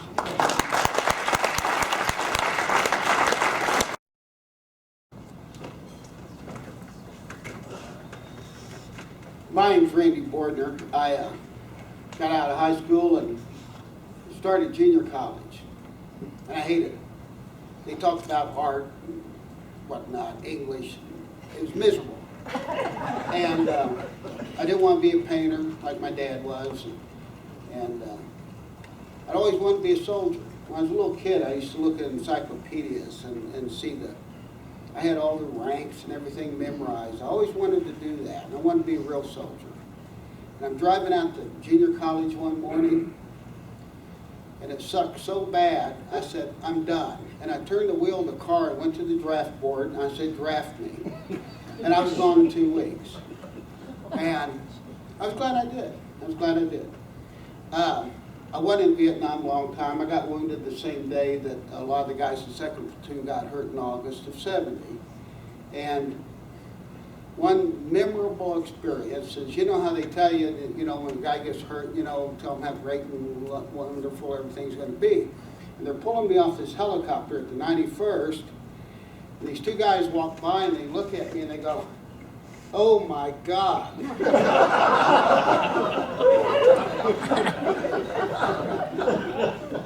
I couldn't kill them, but anyway. I spent 6 months in hospitals, ended up in Fort Hood in a military police unit, worked in the headquarters, easy job, really boring. And one morning I woke up, my feet hit the floor, and I said, I'm going to engineering school. And went home and put myself through engineering school. And then I was flying aerobatics and fun stuff, and this young lady come to work at the airport that I was flying out of. And when I was in Vietnam, I think she was a junior high about. But anyway, we got married pretty quick. And it's been 43 some years. We got 3 daughters and 4 grandkids, got 1 coming. And I was working as a structural engineer for a high-rise concrete construction company. We did projects all over the country, and good experience. I thought I'd stay there until I died. And then it just got not good. And my wife just stood behind me 100%. We had, what, $1,000 in our pocket or something, a house payment, 3 kids, and I quit my job, a good paying job, and hurried up and hustled and out of my garage, and we started an engineering company, my own structural engineering firm, carrying me. It was quite the experience starting up like that. And we was very fortunate, extremely fortunate. And it's been great. It's been great. I love going to different cities and seeing projects that we've worked on.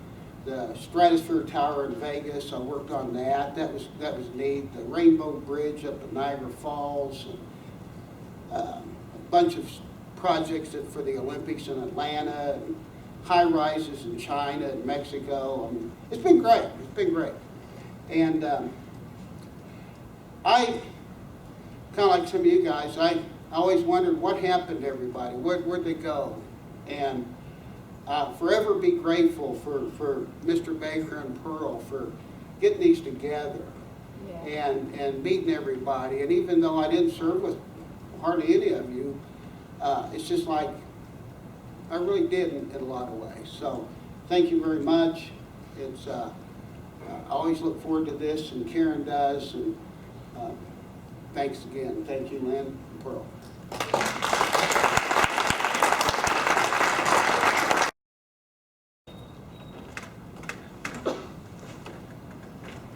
I'm Jerry Wayman. After high school, I couldn't find a good job. There were none in Knoxville.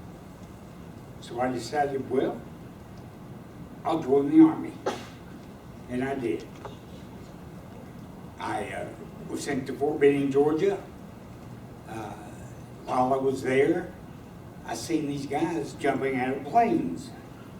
I said, well, I think I'd like to do that. The good thing about it is, I was scheduled for KP, and that day I had to report to A Company airborne. So I got out of KP. After that, I went to Fort Sam Houston, Texas, as a medic. Took my medical training. They assigned me to New York, and after I was there for about 6 months, they closed the missile silos and asked me where I'd like to go, and I said, well, Italy.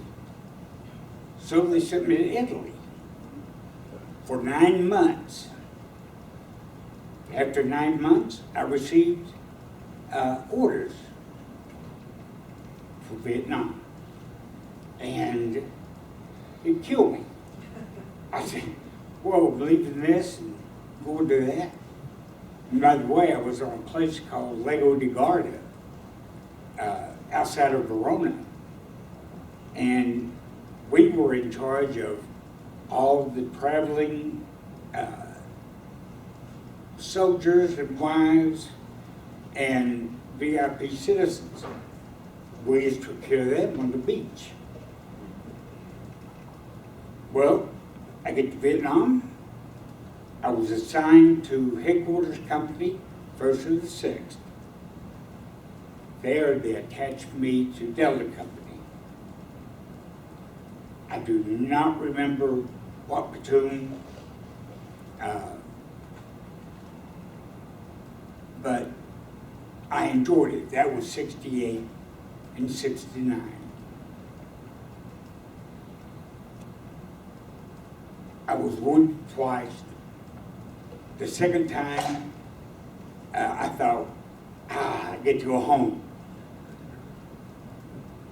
Well, this sergeant major from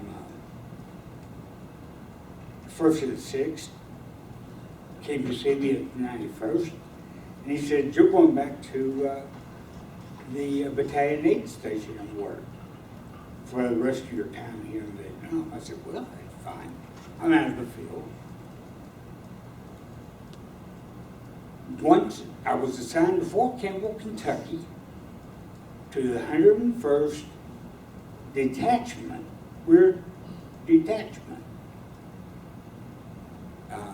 There was only basic training going on, and the rear detachment's job was, if they got in more than 10 people assigned to the 101st, prepare them and get them to Vietnam as replacements.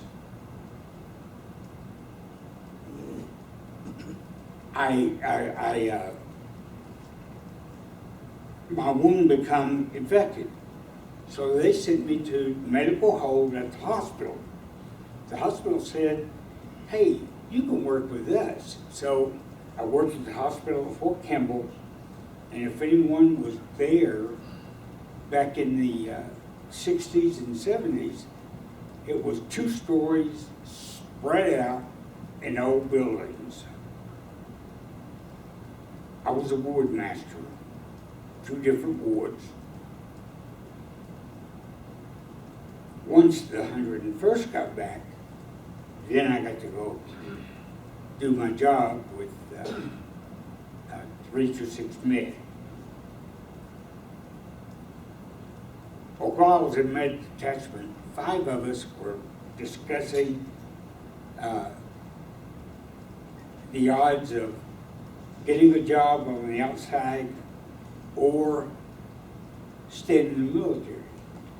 I was always against staying in the military. But for some reason, I let these guys convince me I needed to re-enlist for 4 more years. 21 years later, I retired. I got out. I became the financial director, director of financial development with the Red Cross.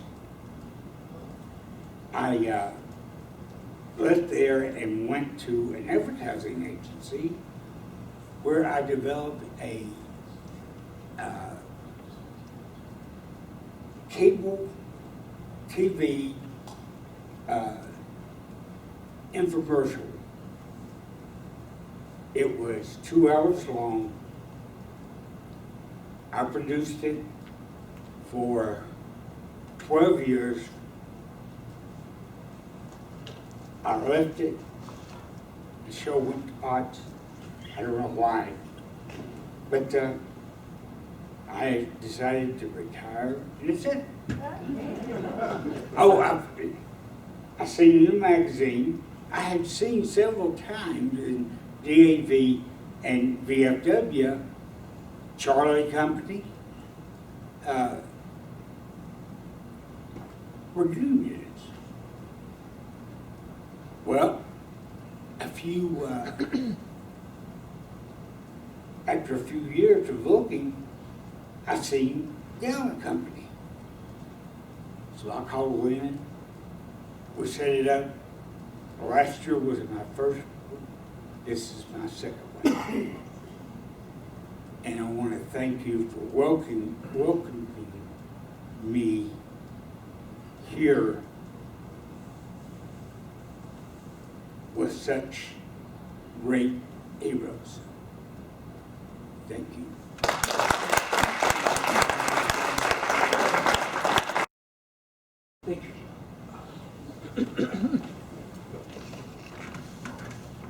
Good morning and aloha. I'm Robert Foy Cooke. I'm an East Coast Irish Catholic, so I had to take my middle name as Foy. That's my mother's maiden name. So I'm born and raised in Manhattan, Queens, New York City. Went to school in Queens. Went to college at 17. Got introduced to that fraternity, sorority parties. So I lasted about 8 months in school. And they said, well, you need to take a break and think about it. So, and then, you know, talking with you yesterday in American Airlines, and I worked when I got out of, when I got out of school there, I worked for American Airlines when their main headquarters was in the city, down on 3rd Avenue and something. Yeah, in the mailroom. And then from there, one of my buddies talked me into working with the marketing advertising manager for Ideal Toy Company in the city. And so we would just be gophers for him and whatever he needed to be done. He gets to live at the plaza, and but unbelievable. You know, they have what they call a toy fair every year to introduce all the new toys.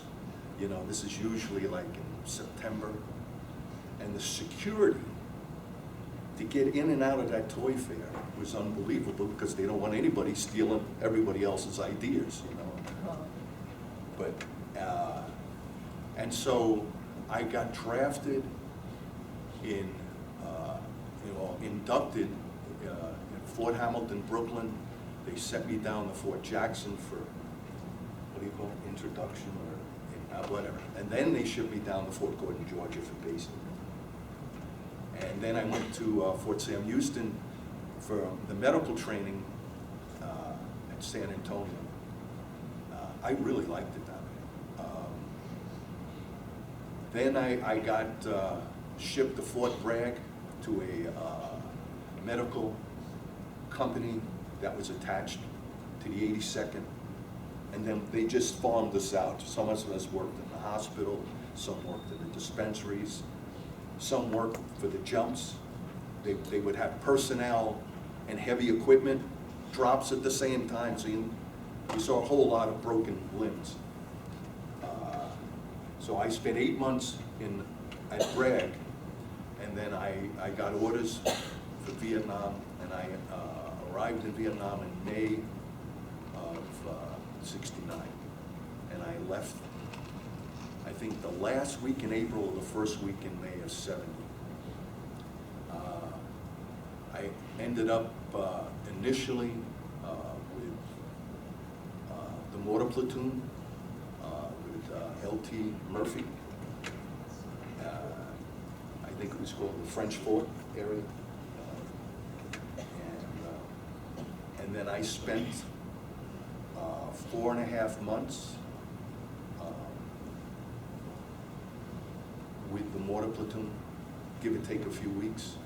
And then I ended up with CP, with Gary. And then because there was quite a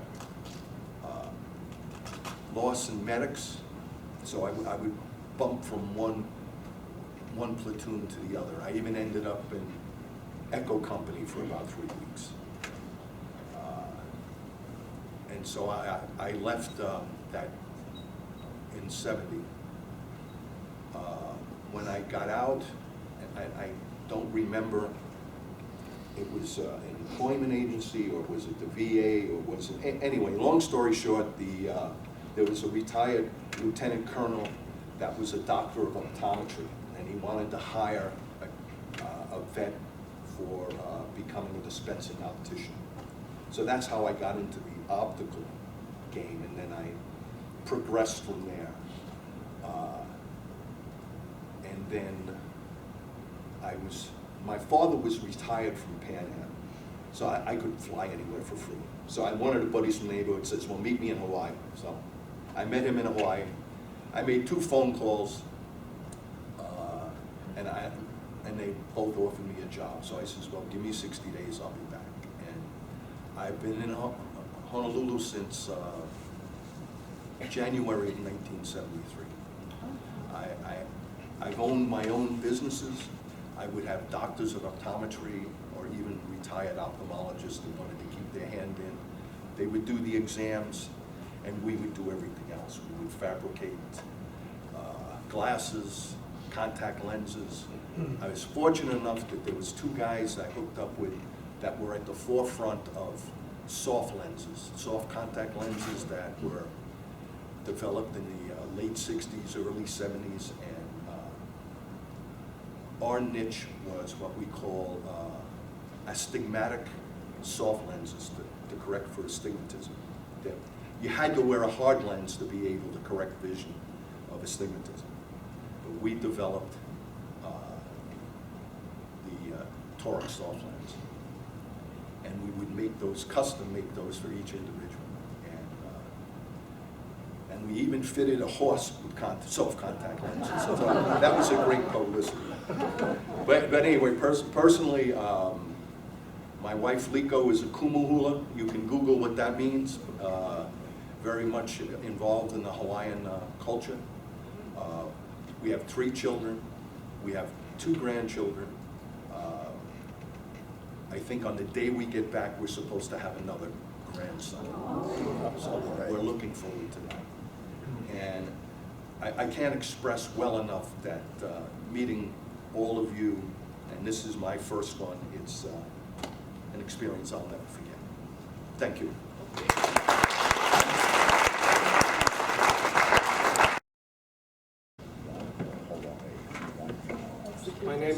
My name is Frank Calandrino. I got drafted from the Bronx, 1968. I was 19 years old. Back then, they sent you a little token for the subway because you had no excuse to get down to Whitehall Street in Manhattan. You had car fare. Anyway, I wound up Fort Jackson in South Carolina. I already had my hairdressing license because my father was in that business. And before I got drafted. So in basic training, when we first got there, I got drafted with 2 other guys from my neighborhood in the Bronx. Lieutenant Richards came around and wanted to know what you did in civilian life. So here's this one guy named Clapp. Can you imagine going in the army with the last name Clapp? I dropped out of college. I wanted to be a music professor. Lieutenant Richards says, a music professor, get up here. He starts pulling the hairs out of this guy's chest. So I told my friends, don't you even say I was a hairdresser in civilian life. So when he got to me, I says, I was a butcher. I carried hindquarters on my shoulder. So anyway, Lieutenant Richards, for some reason, was outside of the barracks one night when you weren't supposed to go out. And I said, I'm going to go out there and get a soda for this guy. He was out there with his girlfriend. I went out there with my underwears. Well, he chased my ass up in that barracks. The next day was gas, right? Chlorine gas in the building. Where's my boy, Calandrino? I said, holy shit, man. Well, this guy, when I went in that gas chamber, right? He puts his face up through the mask like this, and he says, drop and give me 25, right? And pulls the mask off my face. This guy had it in him. I pushed him, I got the hell out of there. Anyway, then he had it in me for another time. I accidentally spit. I was choking on the ground. Drop and give me 25. So in my head I says, Calandrino, Frank, 25 more push-ups, that's going to make you stronger. Okay, anyway. I says, I'm going to prove it. Then he showed the demonstration, he was airborne. So I wanted to go airborne. I wanted to show this guy, I want to go airborne. But my 2 friends talked me out of it. To this day, it bothered me. One went stateside, the other one went to Germany. So anyway, I get to Nam. Cooke was from Queens. We hooked up immediately. That was Bronx, Queens. In the mortar platoon, 68 of October to 69. So when I got out of Nam, in 70, the summer of 70, I met this guy in jiu-jitsu class in the Bronx. He says, you know what I did last weekend? I went and made a jump in the airplane, you know, the parachute. I said, no kidding. I says, I'll go with you next week in New Jersey. He gets sick, and he couldn't go, but I had my cannolis all set up to go. Anybody knows what that means? So I go to Lakewood, New Jersey, take this class to make a jump out of the airplane, $60, right? So how they did this in our class, and there was 19 people, 2 girls. When I found out afterwards, the 2 girls jumped and the 1 guy pumped out. So what they said before he went up in the plane, we need a volunteer to go first, and then we go in alphabetical order. I said, I'll go first. Got up there, 4,000 feet, arched out, bing, nice.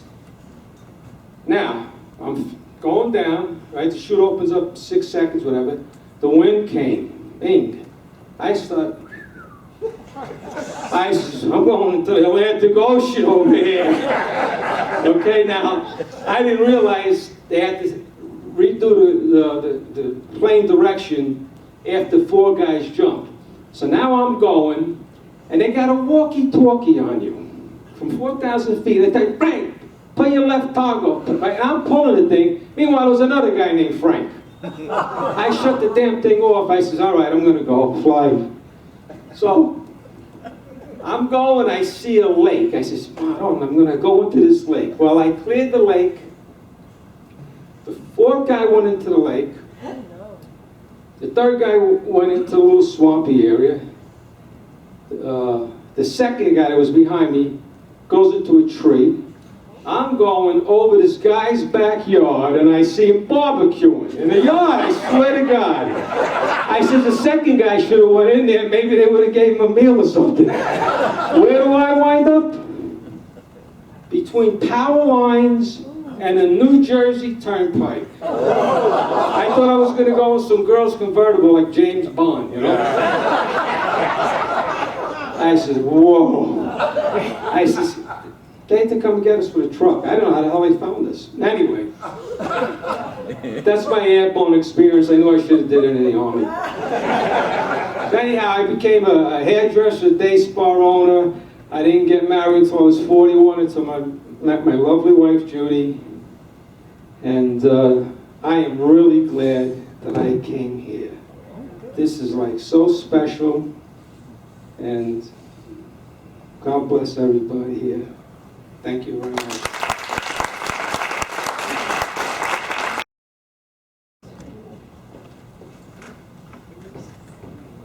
My name is Frank Gibbs, for those of you that might not know me. I was born in rural Georgia 73 years ago, and I'm still in rural Georgia. I wouldn't trade it for anything. There's a lot that's transpired in those 73 years. I graduated from high school in '64. I went off to a local rural Georgia middle college and got an associate's degree in engineering. And then I went to another rural Georgia college that was about 100 miles away from my home, and I think that's the furthest I'd ever been away from home. And I graduated with a degree in industrial management and minor in engineering. And when I got out, I could not find a job. You couldn't buy a job in 1968 when I got out of college. And they immediately changed my draft registration from a status from 4A to 1A. And I knew I was going to be drafted. I finally got a job sweeping a floor in a warehouse. And I got tired of that in about a week. And I had a friend that was on the draft board, and he kept telling me, you're going next month, you're going next month, you're going next month. Well, by the end of February, I got tired of that, and I was still sweeping floors. So I went to the local draft board, and the secretary there, I told her, I said, where is my name on the list? And she said, well, you're 7, 8 down. I said, you put my name at the top of the list. I said, I want to go. I said, I'm tired of doing what I'm doing. So they put my name at the top of the list. Next month I was gone. And I went to Fort Benning, basic training. And then I went to Fort Pope and Tigerland, like Sam, some of the others have said. And if the United States has a rectum, that's it.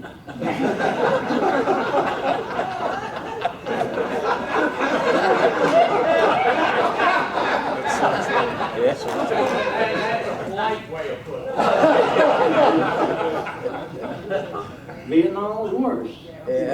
Fort Pope, I'll never forget going to Fort Pope. We rode on the bus from Fort Benning. We got up on an elevated highway. And for miles and miles and miles before we got to Fort Pope, all you could see was swampland on both sides. And so if you went to Fort Pope, you were going to Vietnam. So I said, well, when I get to Vietnam, you know, me having college education, I said, you know, I'll be typing or I'll be behind a desk or something like this, you know, no big deal. Well, it didn't work out that way. When I got to Vietnam, I was placed in Delta Company, and I was in first platoon for about a month. And then they transferred me over to 4th platoon. And that's where I met Bill Dole. And I can't say enough about Bill Dole. Bill and I became the very best of friends. I owe my life to Bill. Bill owes his life to me.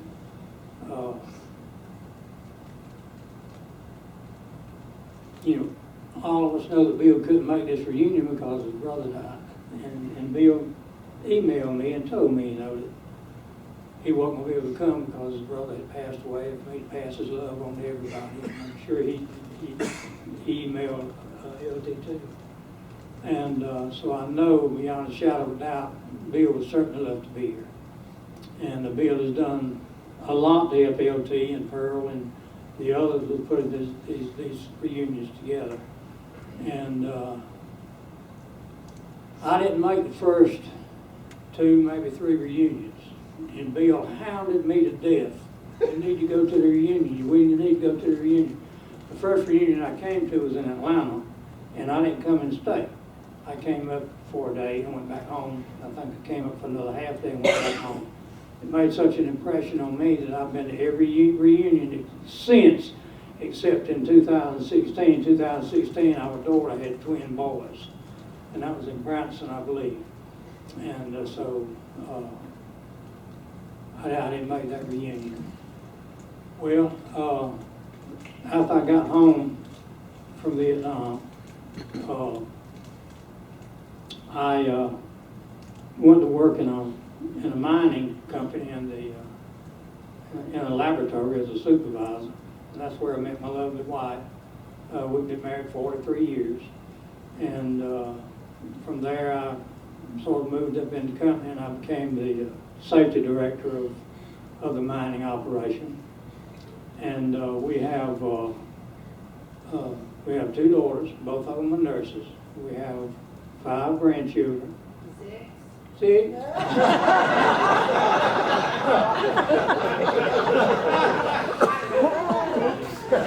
Vietnam messed with all our minds, y'all.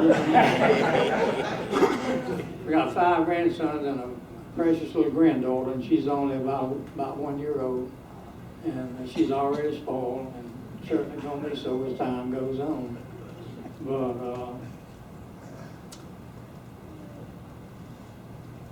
everybody in this room, we're like a band of brothers. You know, it's like family.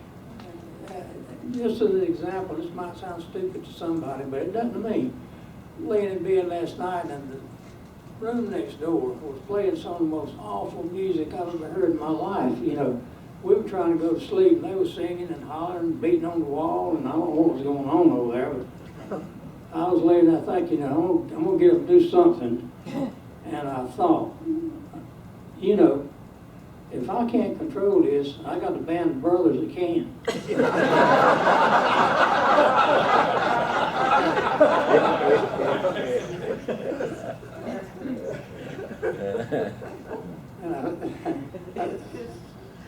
So I got up and I beat on the door. You know, there's a door between the rooms. I got up and I beat on the door and I beat on the door. And they quieted down for a while and started beat on the door again, you know. Then finally cut off the music and went to sleep. But, you know, just thinking, you know, well, I got a band of brothers that can help me if I really need them, you know. It's really been a lot to me, but I'm certainly glad to be here, certainly glad to see all of y'all. I pray for y'all every night. My wife and I have a prayer time every night, and I pray for all of y'all. I pray for all the veterans that are serving this country today. I pray for all their families, and I pray. This country's never been in worse shape than it is right now. Believe me, it's never. You know, we're that far away from a revolution or socialism. Don't know which, but it's coming.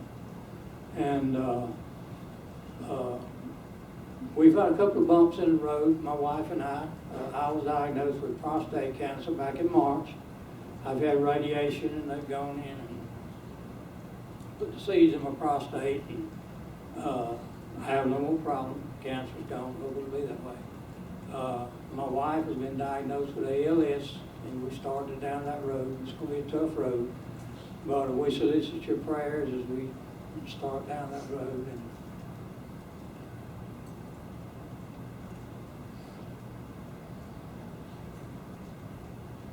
just thank y'all. Thank y'all.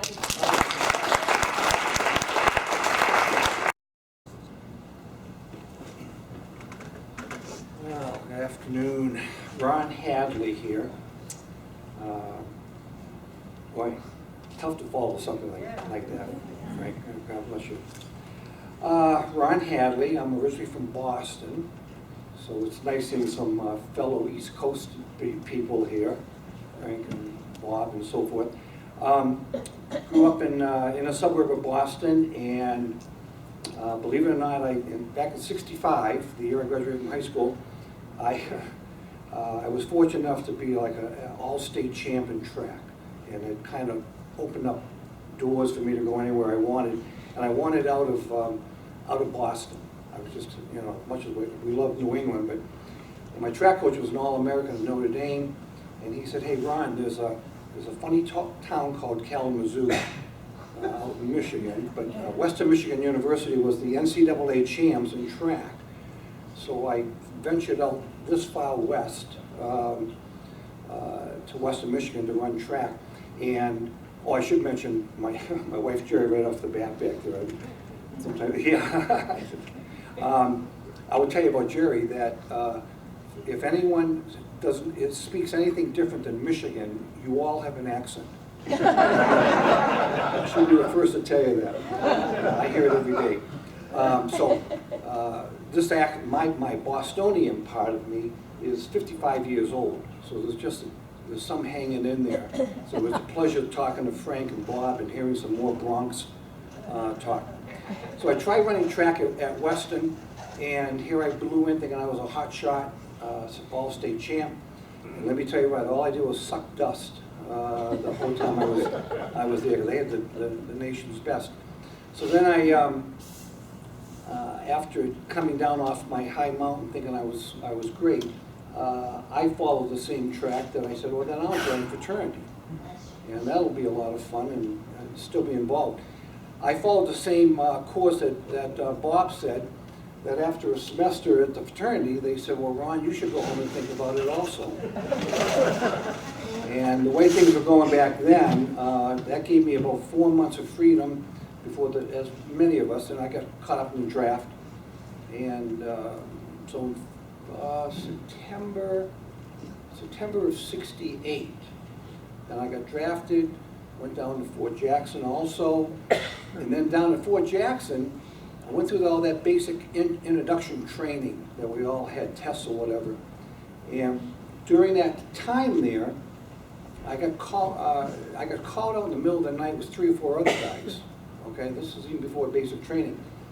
They put us across the post, and they said to us that we had scored so high in the tests that we qualified for Warrant Officer Flight School. I figured, well, and again, we'd all been, all through the '60s, I think all of us knew about Vietnam and all this stuff was going on.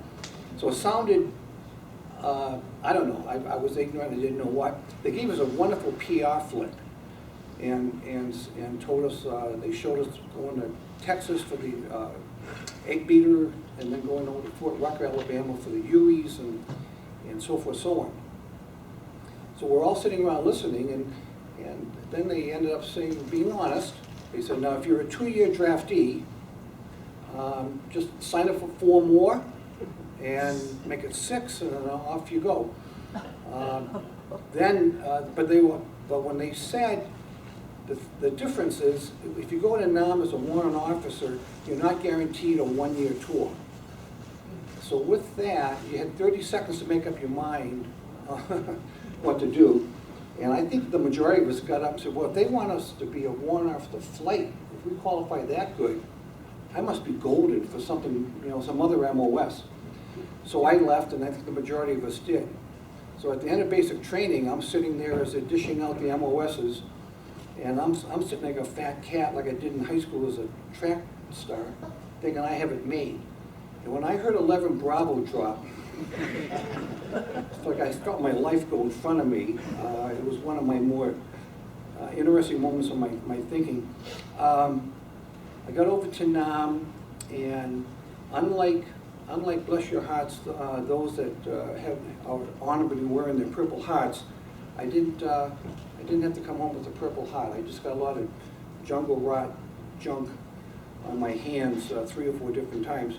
But I did have, we all had experiences over there, one way or another. And in a way, I did actually have 3 moments in my life that kind of flash in front of me without saying I have a Purple Heart.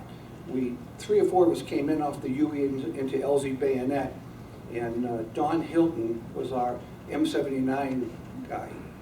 So we were all standing, we came off the helipad on LZ Bayonet, and the 3 or 4 of us were standing around in a little cluster group, you know. And come to find out, as we were talking, Hilton, our M79 guy, was holding it, and then as we were laughing about a joke, he pulled the trigger, bam! M79 HEs right in front of us. And you can imagine we all, our breasts froze, and we all kind of did the old backup trip. Come to find out what it was, at the time, you know, the M79s, the old ones in the back of the, they go off as soon as they hit anything. But the Army was in the process of they had redesigned them so that they have to go so far before they go off. And Hilton must have had one of those, which I don't know how you want to look at that, but that was one of those life-changing moments that you say. And so no Purple Heart involved there. The next month, I was right there at the time that we went back for a 3-day stand down. And we're back there, and I remember going out, and I can't swim a lick. My wife, Jerry, is like a fish, but I'm more like a rock. And went out on our air mattresses, and the big waves were coming in, and as I was coming in, big wave broke over me, the air mattress goes, I'm a rag doll in the ocean. So then I come out of the water, and I try pulling a Johnny Weissmuller. I got about 10 yards, and I'm exhausted. And then another wave came over me, and I'm a rag doll, and when I came up, I'm thinking, this is it. I'm not sure how they're going to write my obit in Vietnam, but drowning at a stand down is not going to be. Well, Louis Luttrell, our squad leader, was out there, and bless his heart, I mean, just by the luck of whatever, you can't aim these things, but he came up, I grabbed on for, my fingernails almost went through his air mattress, dragged me into, I said, well, that was another time I was thinking about everything in life.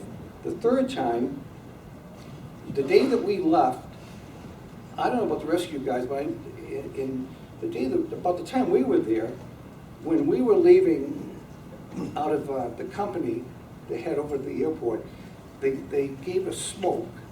And the idea was, as you're going down, we were popping colorful smoke in headquarters and driving out. So I got my smoke. They all said goodbye to me. So we're going down the center of LZ Bayonet, and I'm popping smoke, okay? I remember throwing a nice big bright yellow one just when the sergeant major came out of the office. Buried him in yellow smoke. Got to the gate, and they said, Sergeant Hadley, you want it back. I go, take me back. It was a black, I don't know his name, he was a black sergeant major. And let me tell you right now, regardless of what we had all been through for the year, I saw my life go in front of me a third time. Because I believed him when he said he was going to keep my butt in Nam for another who knows how long. He dressed me down like I hadn't been dressed down in my whole life. So I said, anyway, so then he finally said, get your butt out of here. And those were my 3 lousy times that I really, really felt bad about. Got back to the States, finally got out. Then I ended up working for a company called Steelcase in Grand Rapids, Michigan. I ended up as a senior industrial engineer for 33 years there. Got let go. And then a company called Wolverine Worldwide picked me up, and I did the same job for them for another 5 years. And then they let me go on getting caught up in downsizing, and I was able to just kind of call it a day. So between us, between the wife, between Jerry and I, we have 5 kids, 13 grandkids, and so we're very blessed in that regard. All of us have associations with groups, and college or high school, whatever it is, and we have get-togethers. I think all of us feel that this is the one reunion that means the most endears to our hearts for the rest of our lives. and speaking and talking to all of us with all the laughter we have and all the fun we're having. It's certainly it's always a memorable time, and God bless you all.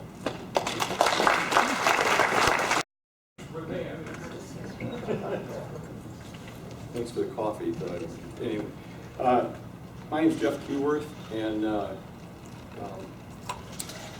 unlike what Tom Selleck says in his commercial about this not being his first rodeo, this is my first rodeo. and I couldn't be more happy to be here, and I can't tell you what a good time Kathy and I both had in the few days that we've been here with all of you. I worried that I wouldn't fit in. I worried that, like everybody does, Lynn has unfailingly worked on me every year consistently, and I bless him for it, because it's been a tremendous experience. And each one of you, most of you, if not all of you, I don't think I met before this get-together, before this reunion. People I hoped would be here from my time of service, at least, and even better if there was from my platoon. For one reason or another, couldn't make it. But I feel like already in these several days that I've gotten to know all of you really well, and I'm going to make it a point not to miss another one. My career started out, I was born in Minnesota and raised in Southern California, and all I ever wanted to do was become a police officer. I guess it's a little kid's dream, and I just never got rid of it. And so after high school, I signed up to go to a junior college and take police science at 18 and a half years of age, something like that.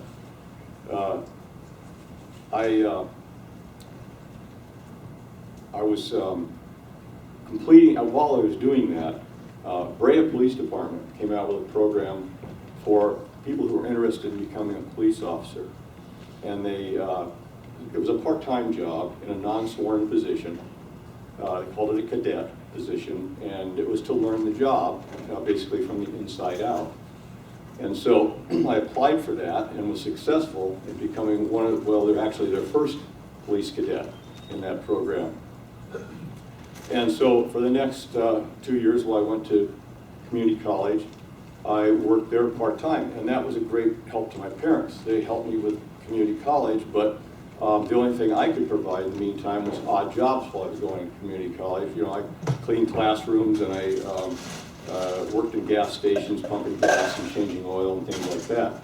So this was a real step up for me. Not only was I getting a much better job, but I was in a career now that I wanted to stay in. And so I unfortunately could not complete community college. I completed community college for the degree, an AA degree, but I completed it about 4 months before I turned 21, and so the police department could not hire me full-time until I turned 21. The government, however, was counting the months better than I was, and at the end of community college, so ended my deferment. I don't think it was 2 weeks after that I got my draft notice. And I went and informed the police chief I was working with, that my career was going to have to be put on hold. And he said, well, not so fast. He said, we've got a city council member who's on the draft board at the county level. And he said, I'm calling him. And he did. And he said, I've got a young man here, and told him about how long I'd been there and my degree and things. And he said, I'm set to hire him in 2 months when he becomes 21 years of age. And he said, I don't want him going in the service. Is there something you can do about it? Because I want him as a police officer now. And the councilman from our city who was on the draft board said, I totally understand that, Chief, and I'm sure he's going to make a great police officer, and as soon as he completes his military career, you can have him. So that was the end of that. And I went to Delta Company after basic. I went to AIT. I went to Delta Company, 1st to 6th, 2nd platoon. and where I was started off as a rifleman, and later was assigned to point man with a new to our platoon, the over and under. And that was my assignment for the rest of the time in the field. I had a great deal of luck walking point. My lieutenant consistently advised me to quit taking the easy way, whether it was through breaks in hedgerows or paths or openings that was not a smart thing to do. And so that was one big advantage. And then the man who walked second for me, who I tried to get to come this year, he's never been either. His name is David Sweeney, and he lives in Pennsylvania.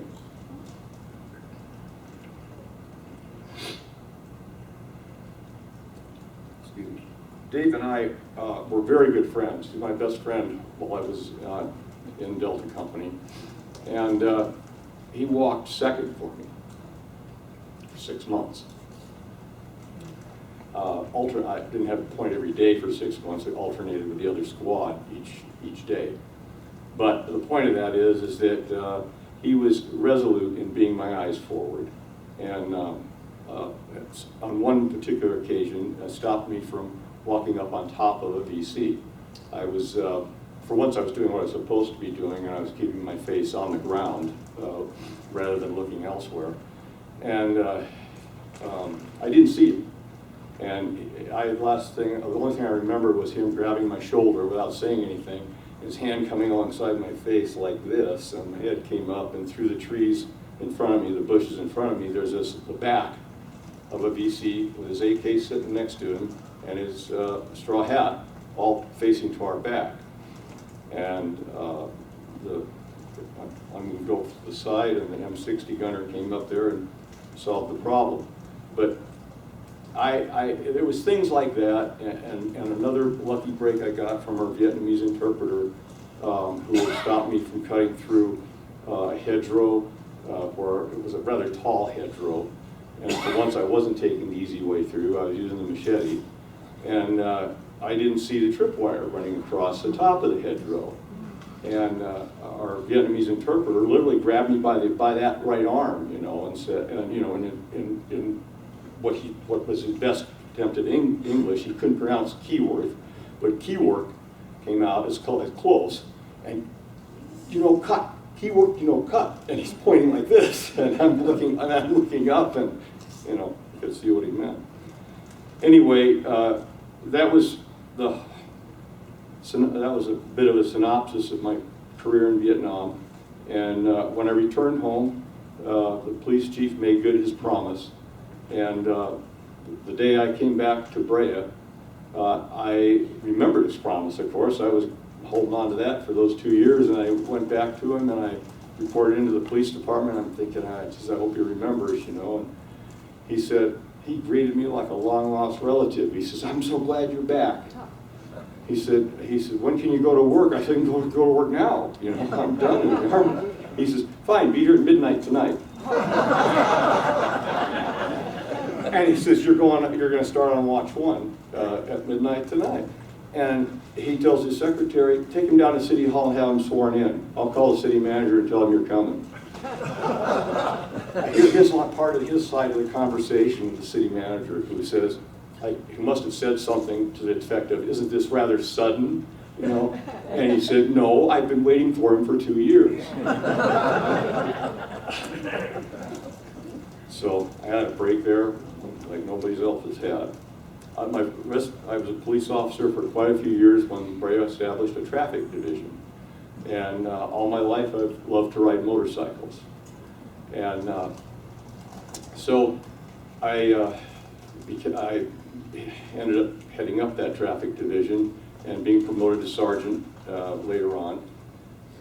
So literally I was, you know, eventually either a sergeant in the Army or a sergeant in the police department. Seemed to work for me. One of the highlights of that was that the traffic unit, because we incorporated another city who didn't have their own police department, So we were actually a police department for 2 Orange County cities, Brea and Yorba Linda. And as some of you might know, Yorba Linda is where the presidential library is for President Nixon. So when they built that library, they got to the point where the dedication was going to be taking place. And even in the steps leading up to the dedication, the groundbreaking, I think was when President Nixon made his first visit out there. And I got informed just at the last minute that he's coming by way of helicopter, and then he's going to land at the junior high school, and then you guys are going to be his escort over to the library. Okay, great. So we did that, and all he had with him was a driver, and there was a black limo waiting for him at the junior high school. So we were there when it landed. They got into the limo, and we had a motorcycle escort of probably about 14 guys over to the library. And we basically just we were his exterior security, if you will, blocked intersections, and so that nobody got too close to the limo. Nobody, I don't think, was aware at that time that he was going to be there for this dedication. At least it was known in the city there, but it wasn't widespread. So we got over there, and he did the groundbreaking ceremony, and then we escorted him back to pick up his helicopter at this junior high school. We get there, and the driver, before we got there, the driver had said to me, he said, President Nixon, he said, was very impressed with your police escort. He said to tell you that in Europe, a rank or I'm trying to say, quality of a diplomat was, pardon me? Status. Thank you. My better half can help me out here on some of this. The status of a diplomat was determined by the number of police motorcycles that he had in the escort. So he said he was literally counting your motorcycles. And he said you had 14. And I said, really? And I said, I'm flattered. And he said, so he'd like to meet you.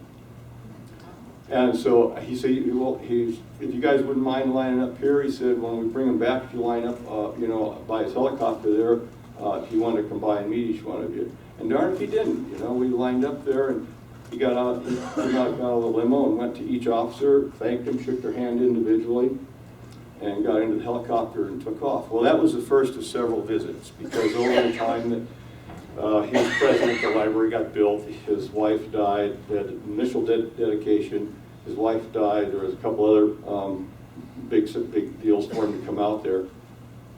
And so we became his official escort. I came to find out from his driver later, who was private security and former Secret Service, that President Nixon had refused all forms of Secret Service protection when he left office. Excuse me. He was, yes, I got a bad he literally was embarrassed by the way he left office, and thought that it was not right for him to take Secret Service protection. So he hired this driver that he had, was former Secret Service, who worked for him now, was paid by him. And he had similar security that he paid for himself at his ranch in San Clemente, California. So we were even more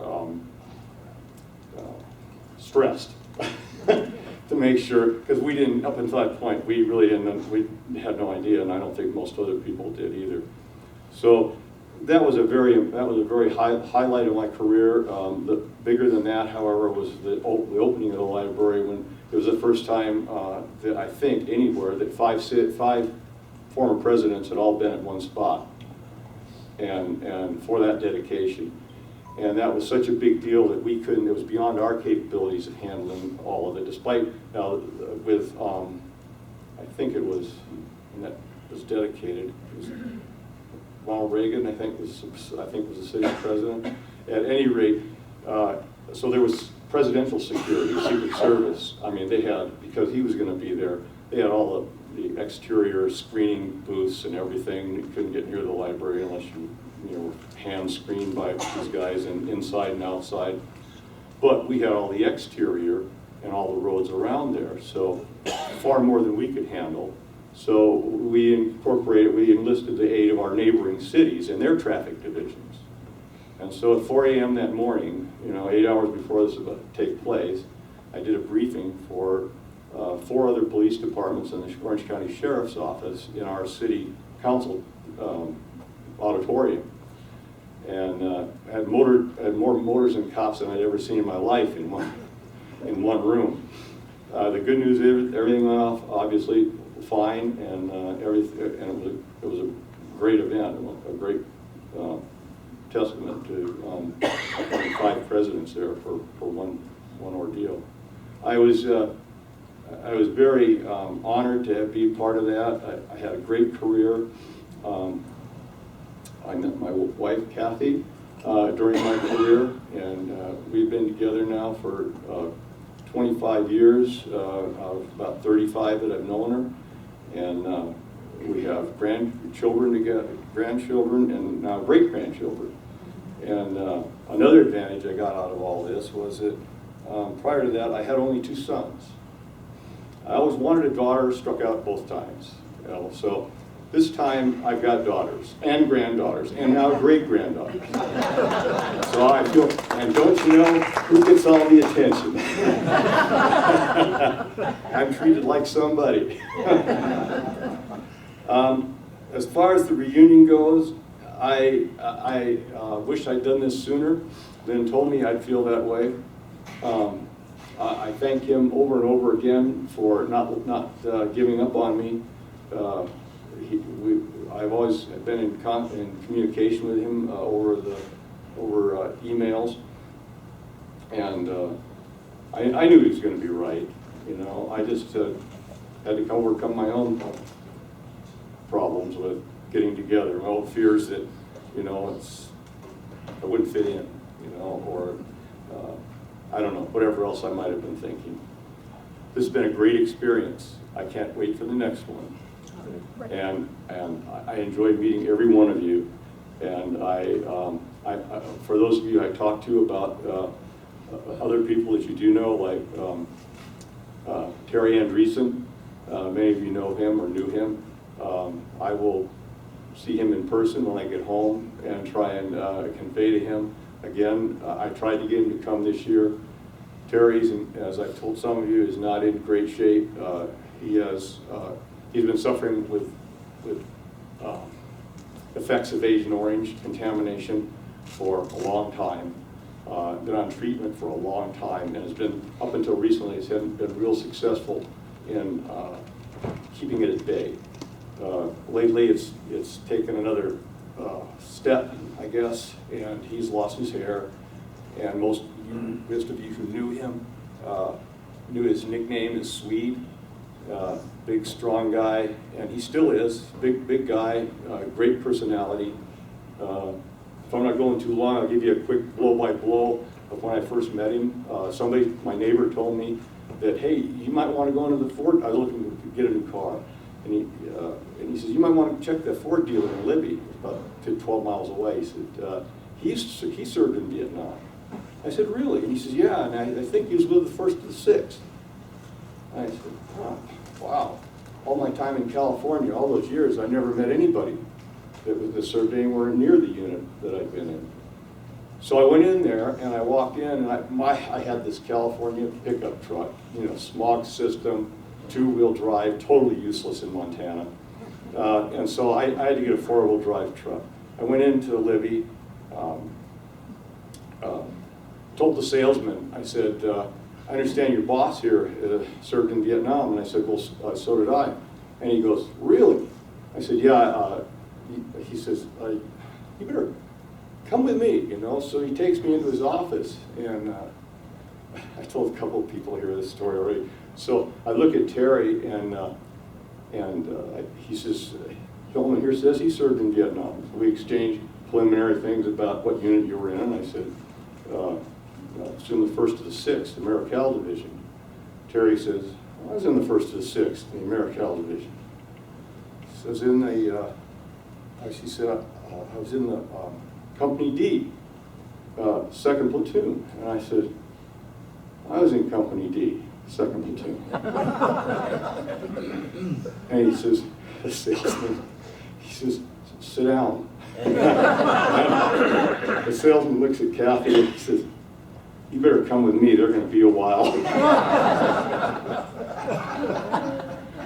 Terry's a great guy, a great guy. Since then, I know one other personal story about him. One of the guys returning, a veteran returning from Iraq, was seriously injured, especially in his legs and one arm, one leg, at least in one leg and one arm. I found out by accident. Terry had seen to it that he could drive himself. Terry had a Ford modified for him so that he could drive. Oh, Excuse me. A great guy. So I tried again before this one to get him to come. He didn't want to, and I didn't press it. So I'll certainly go back and I'll reinforce and tell them again. Well, they don't tell Terry. I'll talk to him again about it, and hopefully next time maybe it'll be different. Anyway, I couldn't be happier to be here, and thank you all very much.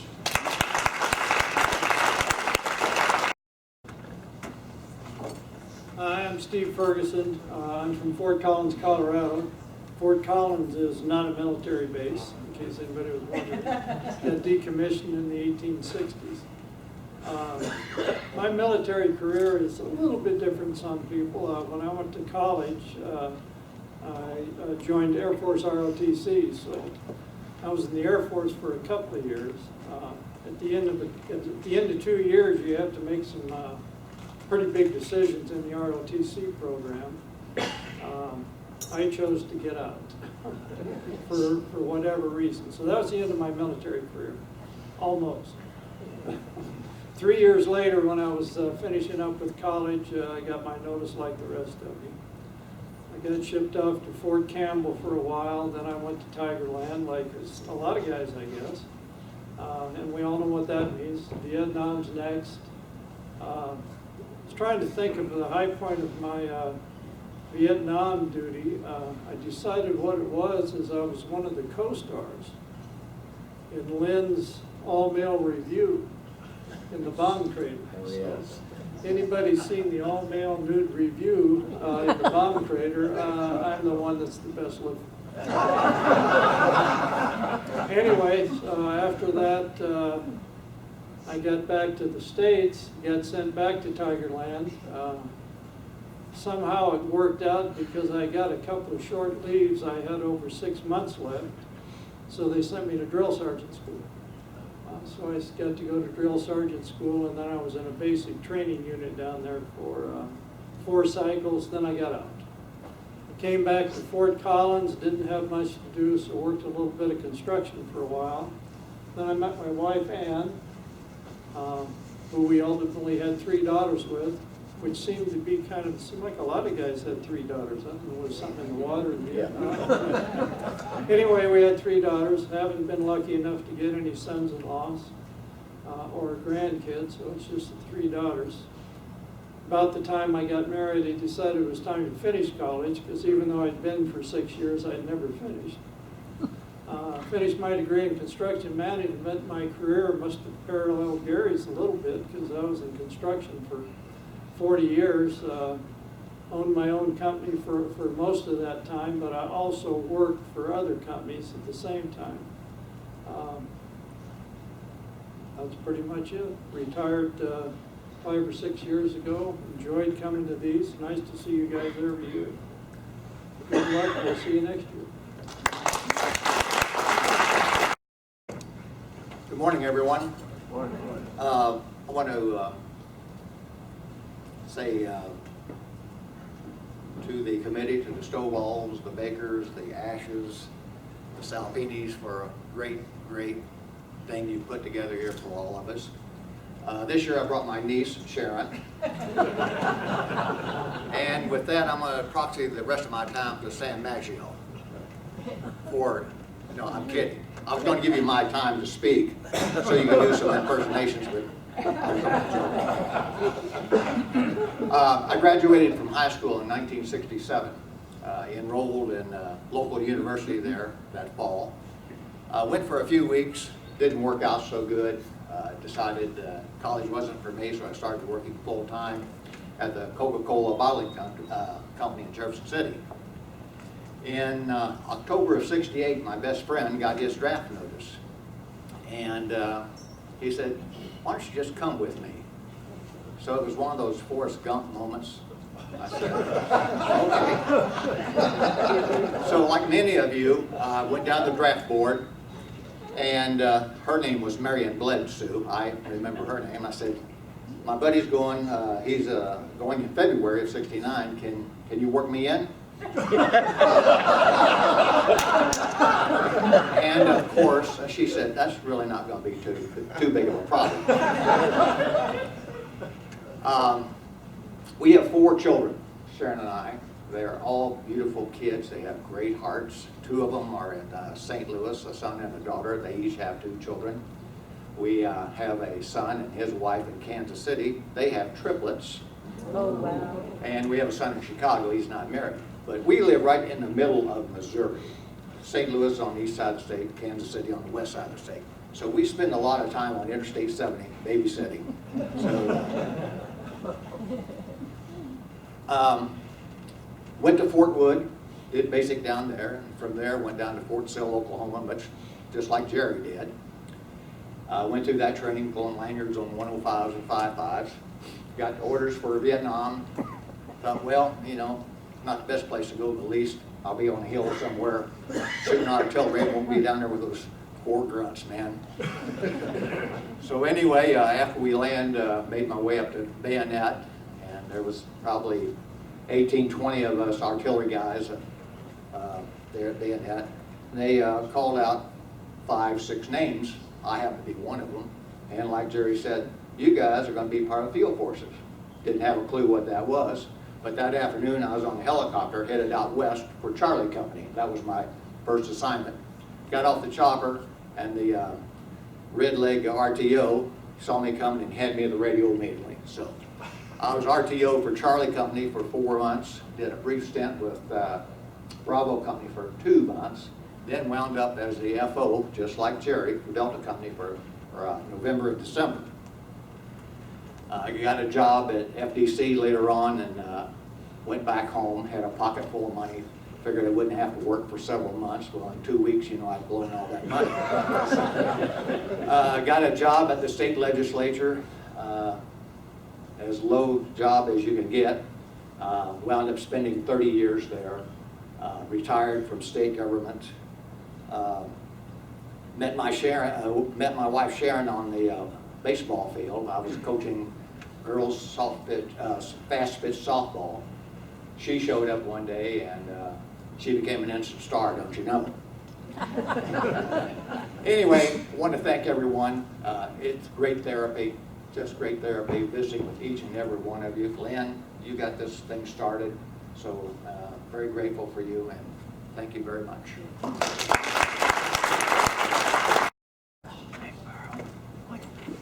Hello, everyone. I'm Charles Dupuy from Houston, Texas. I was born very close to Houston, a little town, but my dad worked as a seismograph chief for an oil company, and so by the time I finished high school, we moved like 23, 24 times, and ended up back in Houston. And went to the University of Texas. After I flunked out twice, I volunteered for the draft. Before I know it, I'm in July, and I went with Delta Company when my first day in the field was when they moved to their new AO on the south. And so I got my combat infantry badge my first day in the field and said, whoa. And basically, carried an M79 for a little bit, and then somehow carried a radio, was an RTO, and I was talking to Michael Schwartz, and I probably took over company RTO from him when he went up to Da Nang. And then, strangely enough, I got sent to Brigade RTO. And once I got back in Brigade, in the bunkers in July, realized that was pretty safe, so I extended in Vietnam to get an early out to go back to school.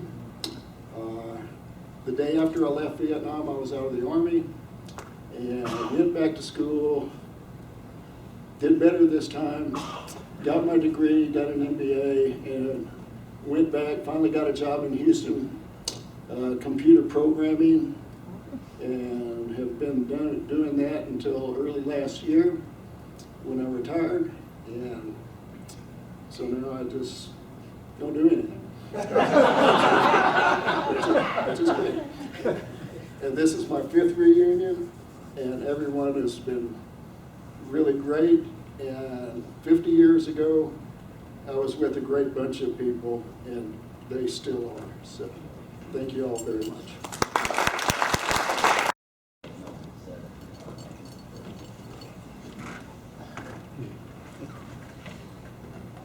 Yeah, I'm standing up.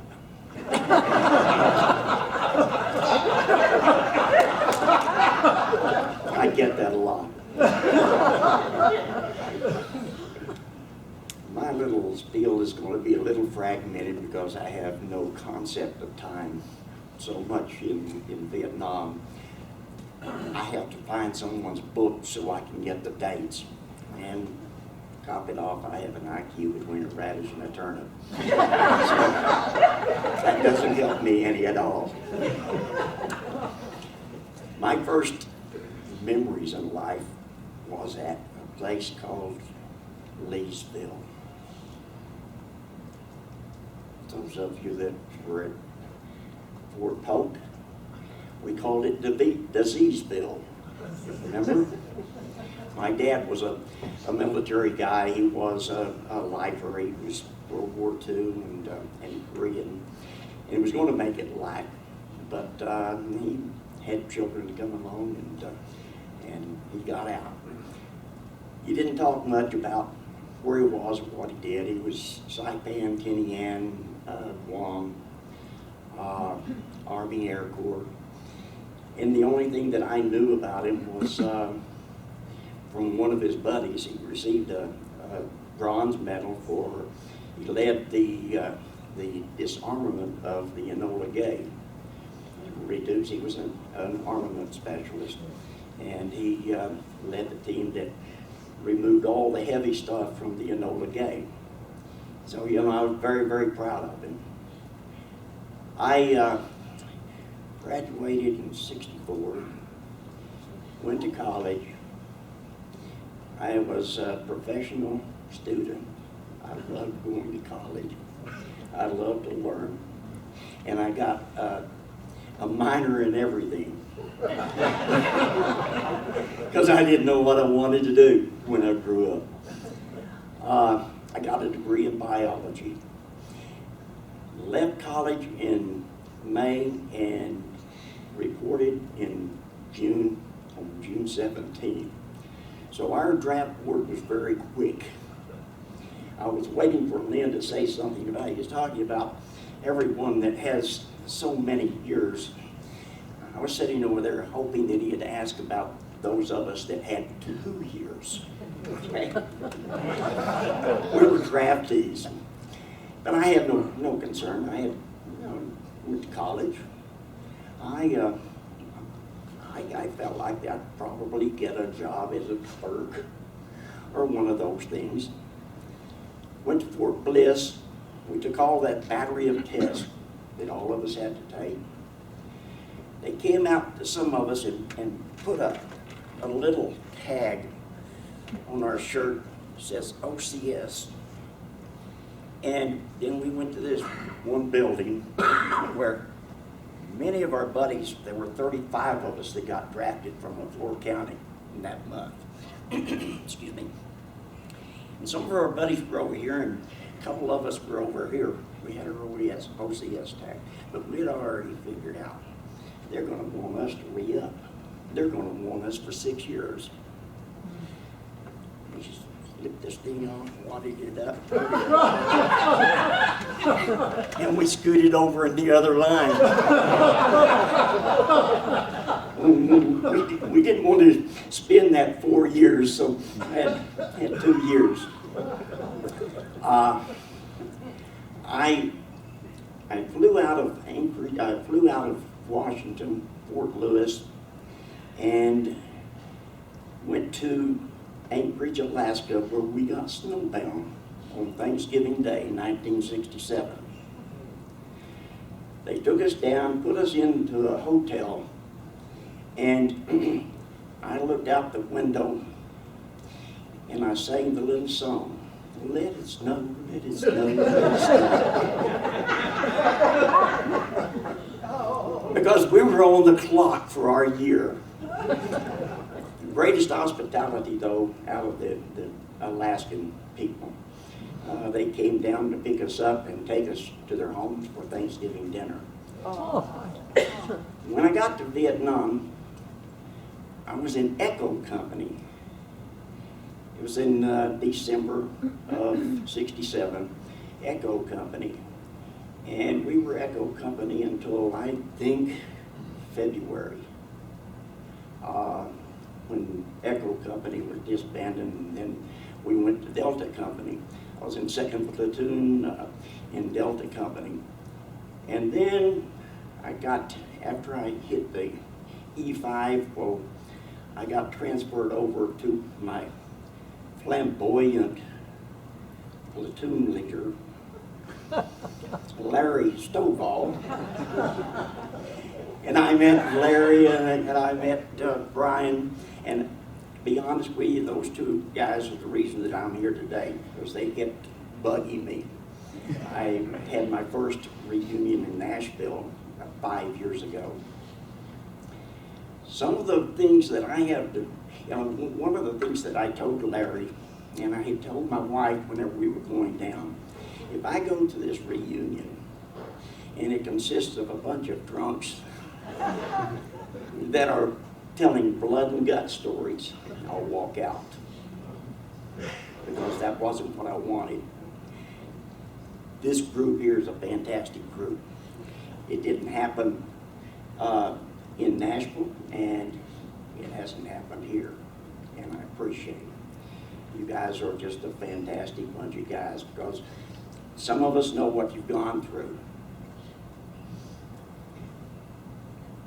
I can recall one of the new guys coming in. I think this was when I was in the 2nd platoon. And he was a Rambo. We were going through a village one day, and I watched from afar him pull a pin on a grenade, toss it in the doorway of a grass hooch, and turn around and backed up against the grass hooch. When all the shrapnel went through that grass hooch into his back, he learned his lesson. I think that he stayed out of the field for about a month, and that was it. And we saw him back, and he was a different person for some odd reason.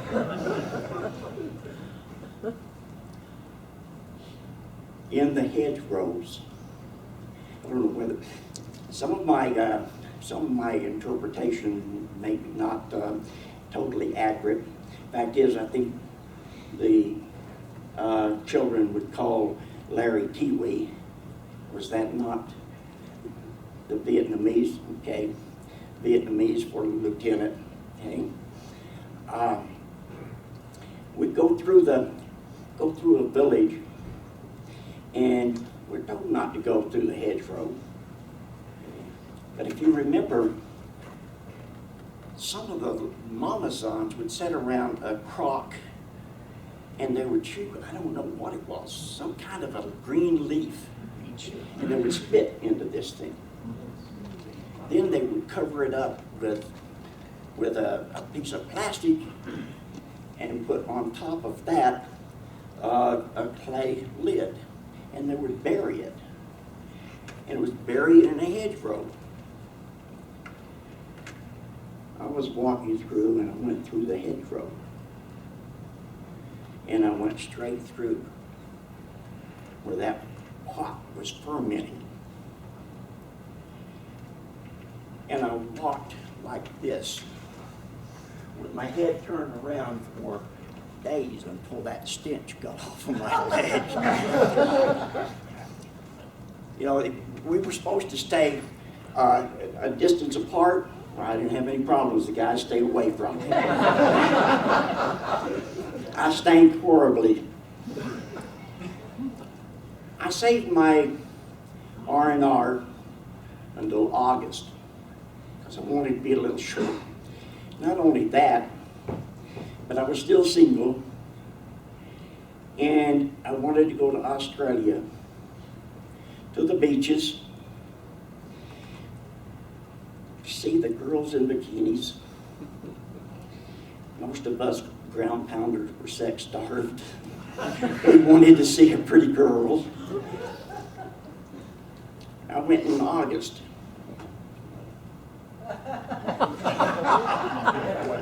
It's winter time in Australia.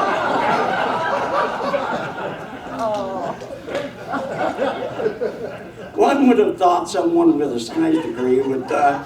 And I had a minor in astronomy, you know, so tilt of the earth. Froze half to death, but I stayed on King's Cross. Who was it that went to Australia? King's Cross is where they put us up. I stayed there most of the time indoors because I'd gone with my short sleeves. I was called out of the field to go on R&R, and I went straight into, I think it was bayonet or gator, I can't recall. And Top had my uniform all ready for me. I took that uniform, they got me in a Jeep, and I went to the airport there in July. The C-130 that was supposed to take us to Da Nang had been diverted. So I couldn't catch a flight. I hung my uniform up and I sat outside watching the Phantoms with their afterburners all night long. I really enjoyed it.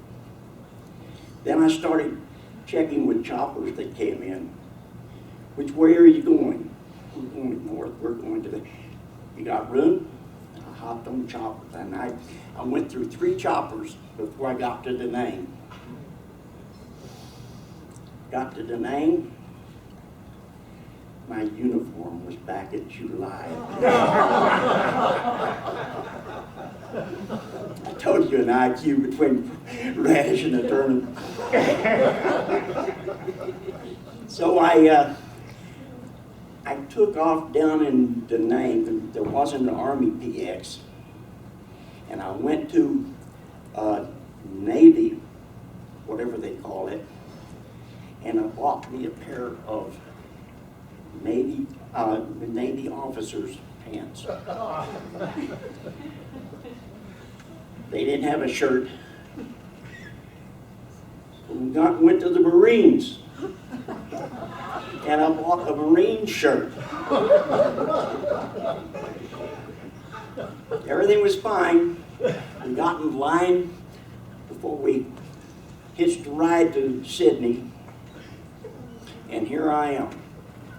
I have my Army shoes, my Navy pants, my Marine shirt, Army belt, and my little cap, the Army cap. And I'm standing there in line. Hope nobody notices. Wasn't funny then. Peripheral vision was good, and I see these feet, spit shine shoes, come up, and turned toward me.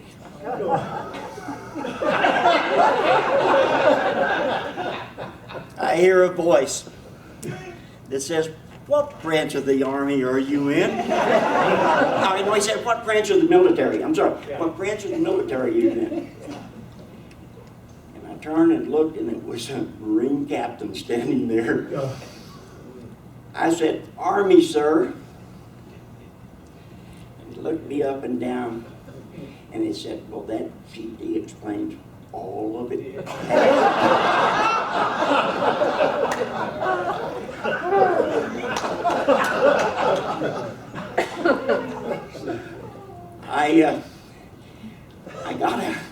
I got out of Vietnam, luckily, and I didn't get a straight. That kind of sitting right over there is one of the reasons.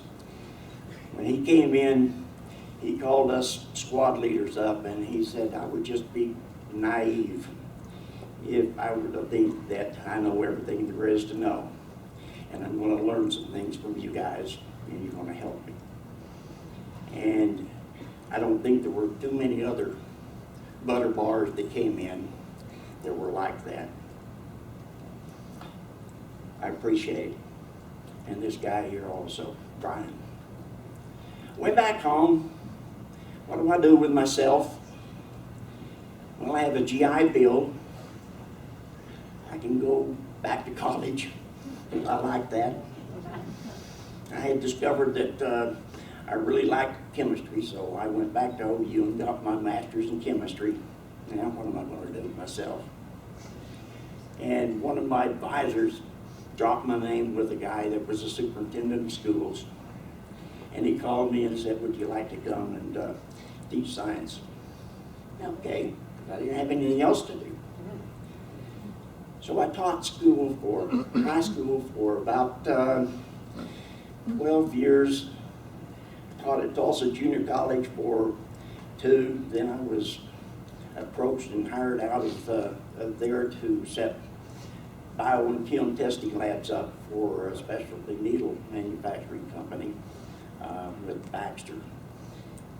Stayed there for 10 years, and that lost its luster. I didn't have such a colorful life as over here. Oh, Sam. And Sam.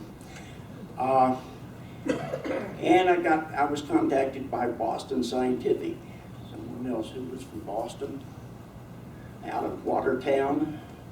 Okay. So I spent 10 years with Boston Scientific. My parents were getting elderly, and my mother had Alzheimer's. And I made the conscious decision to leave that and to go back to Oklahoma and to help my parents. And I don't regret it at all. The money was not there, but hey, nothing like family. And like this, hey, we're family.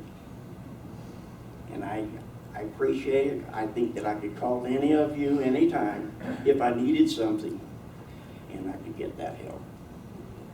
So I appreciate you all, love you all, and hey, hopefully next year will be my 3rd.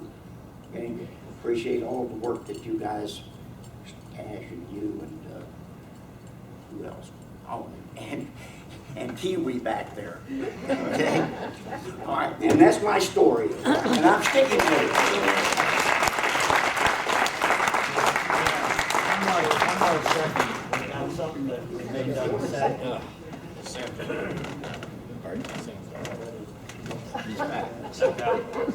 The reason we're all here having fun, you know, it's not by accident or something. It's because of Lynn, Pearl, Gary and his wife, and Chris and his wife, you know, and you don't put this together like real easy. And I want to thank them for doing this. I keep telling people, if I was doing this, we'd be at the Motel 6, and we'd be eating at the Taco Bell. So this is what's the difference between D Company and my other company, C Company, because they don't do squat. You know, and I also want to thank all the wives, because you got to put up with us guys. And every time I do my Ralph Cramden impersonation, my wife knows that in 5 minutes, you know, things will be back to normal. And all of you women should have like little Supergirl outfits, you know. And this is the best group. Hope to see all you new guys again next year. And, you know, I think I smell in food, so it's probably time to quit. So, also, Grover Cash has got stage 4 cancer. So if anybody knows any way to get a hold of him, he's on Facebook. You can message him. But we missed him this year too. So that's all I had. Thank you.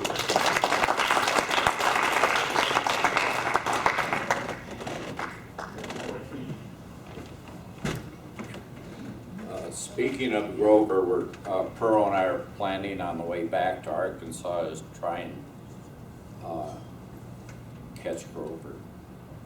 Let me check on Chow, and we'll take a break and have lunch. Wait a minute, I got noon. Yeah. Okay. Is lunch here? Did they pop in? Yeah, it's here. Did they pop through the door by any chance? Okay, let me run out there and find out what it is. We'll just take a little break right now.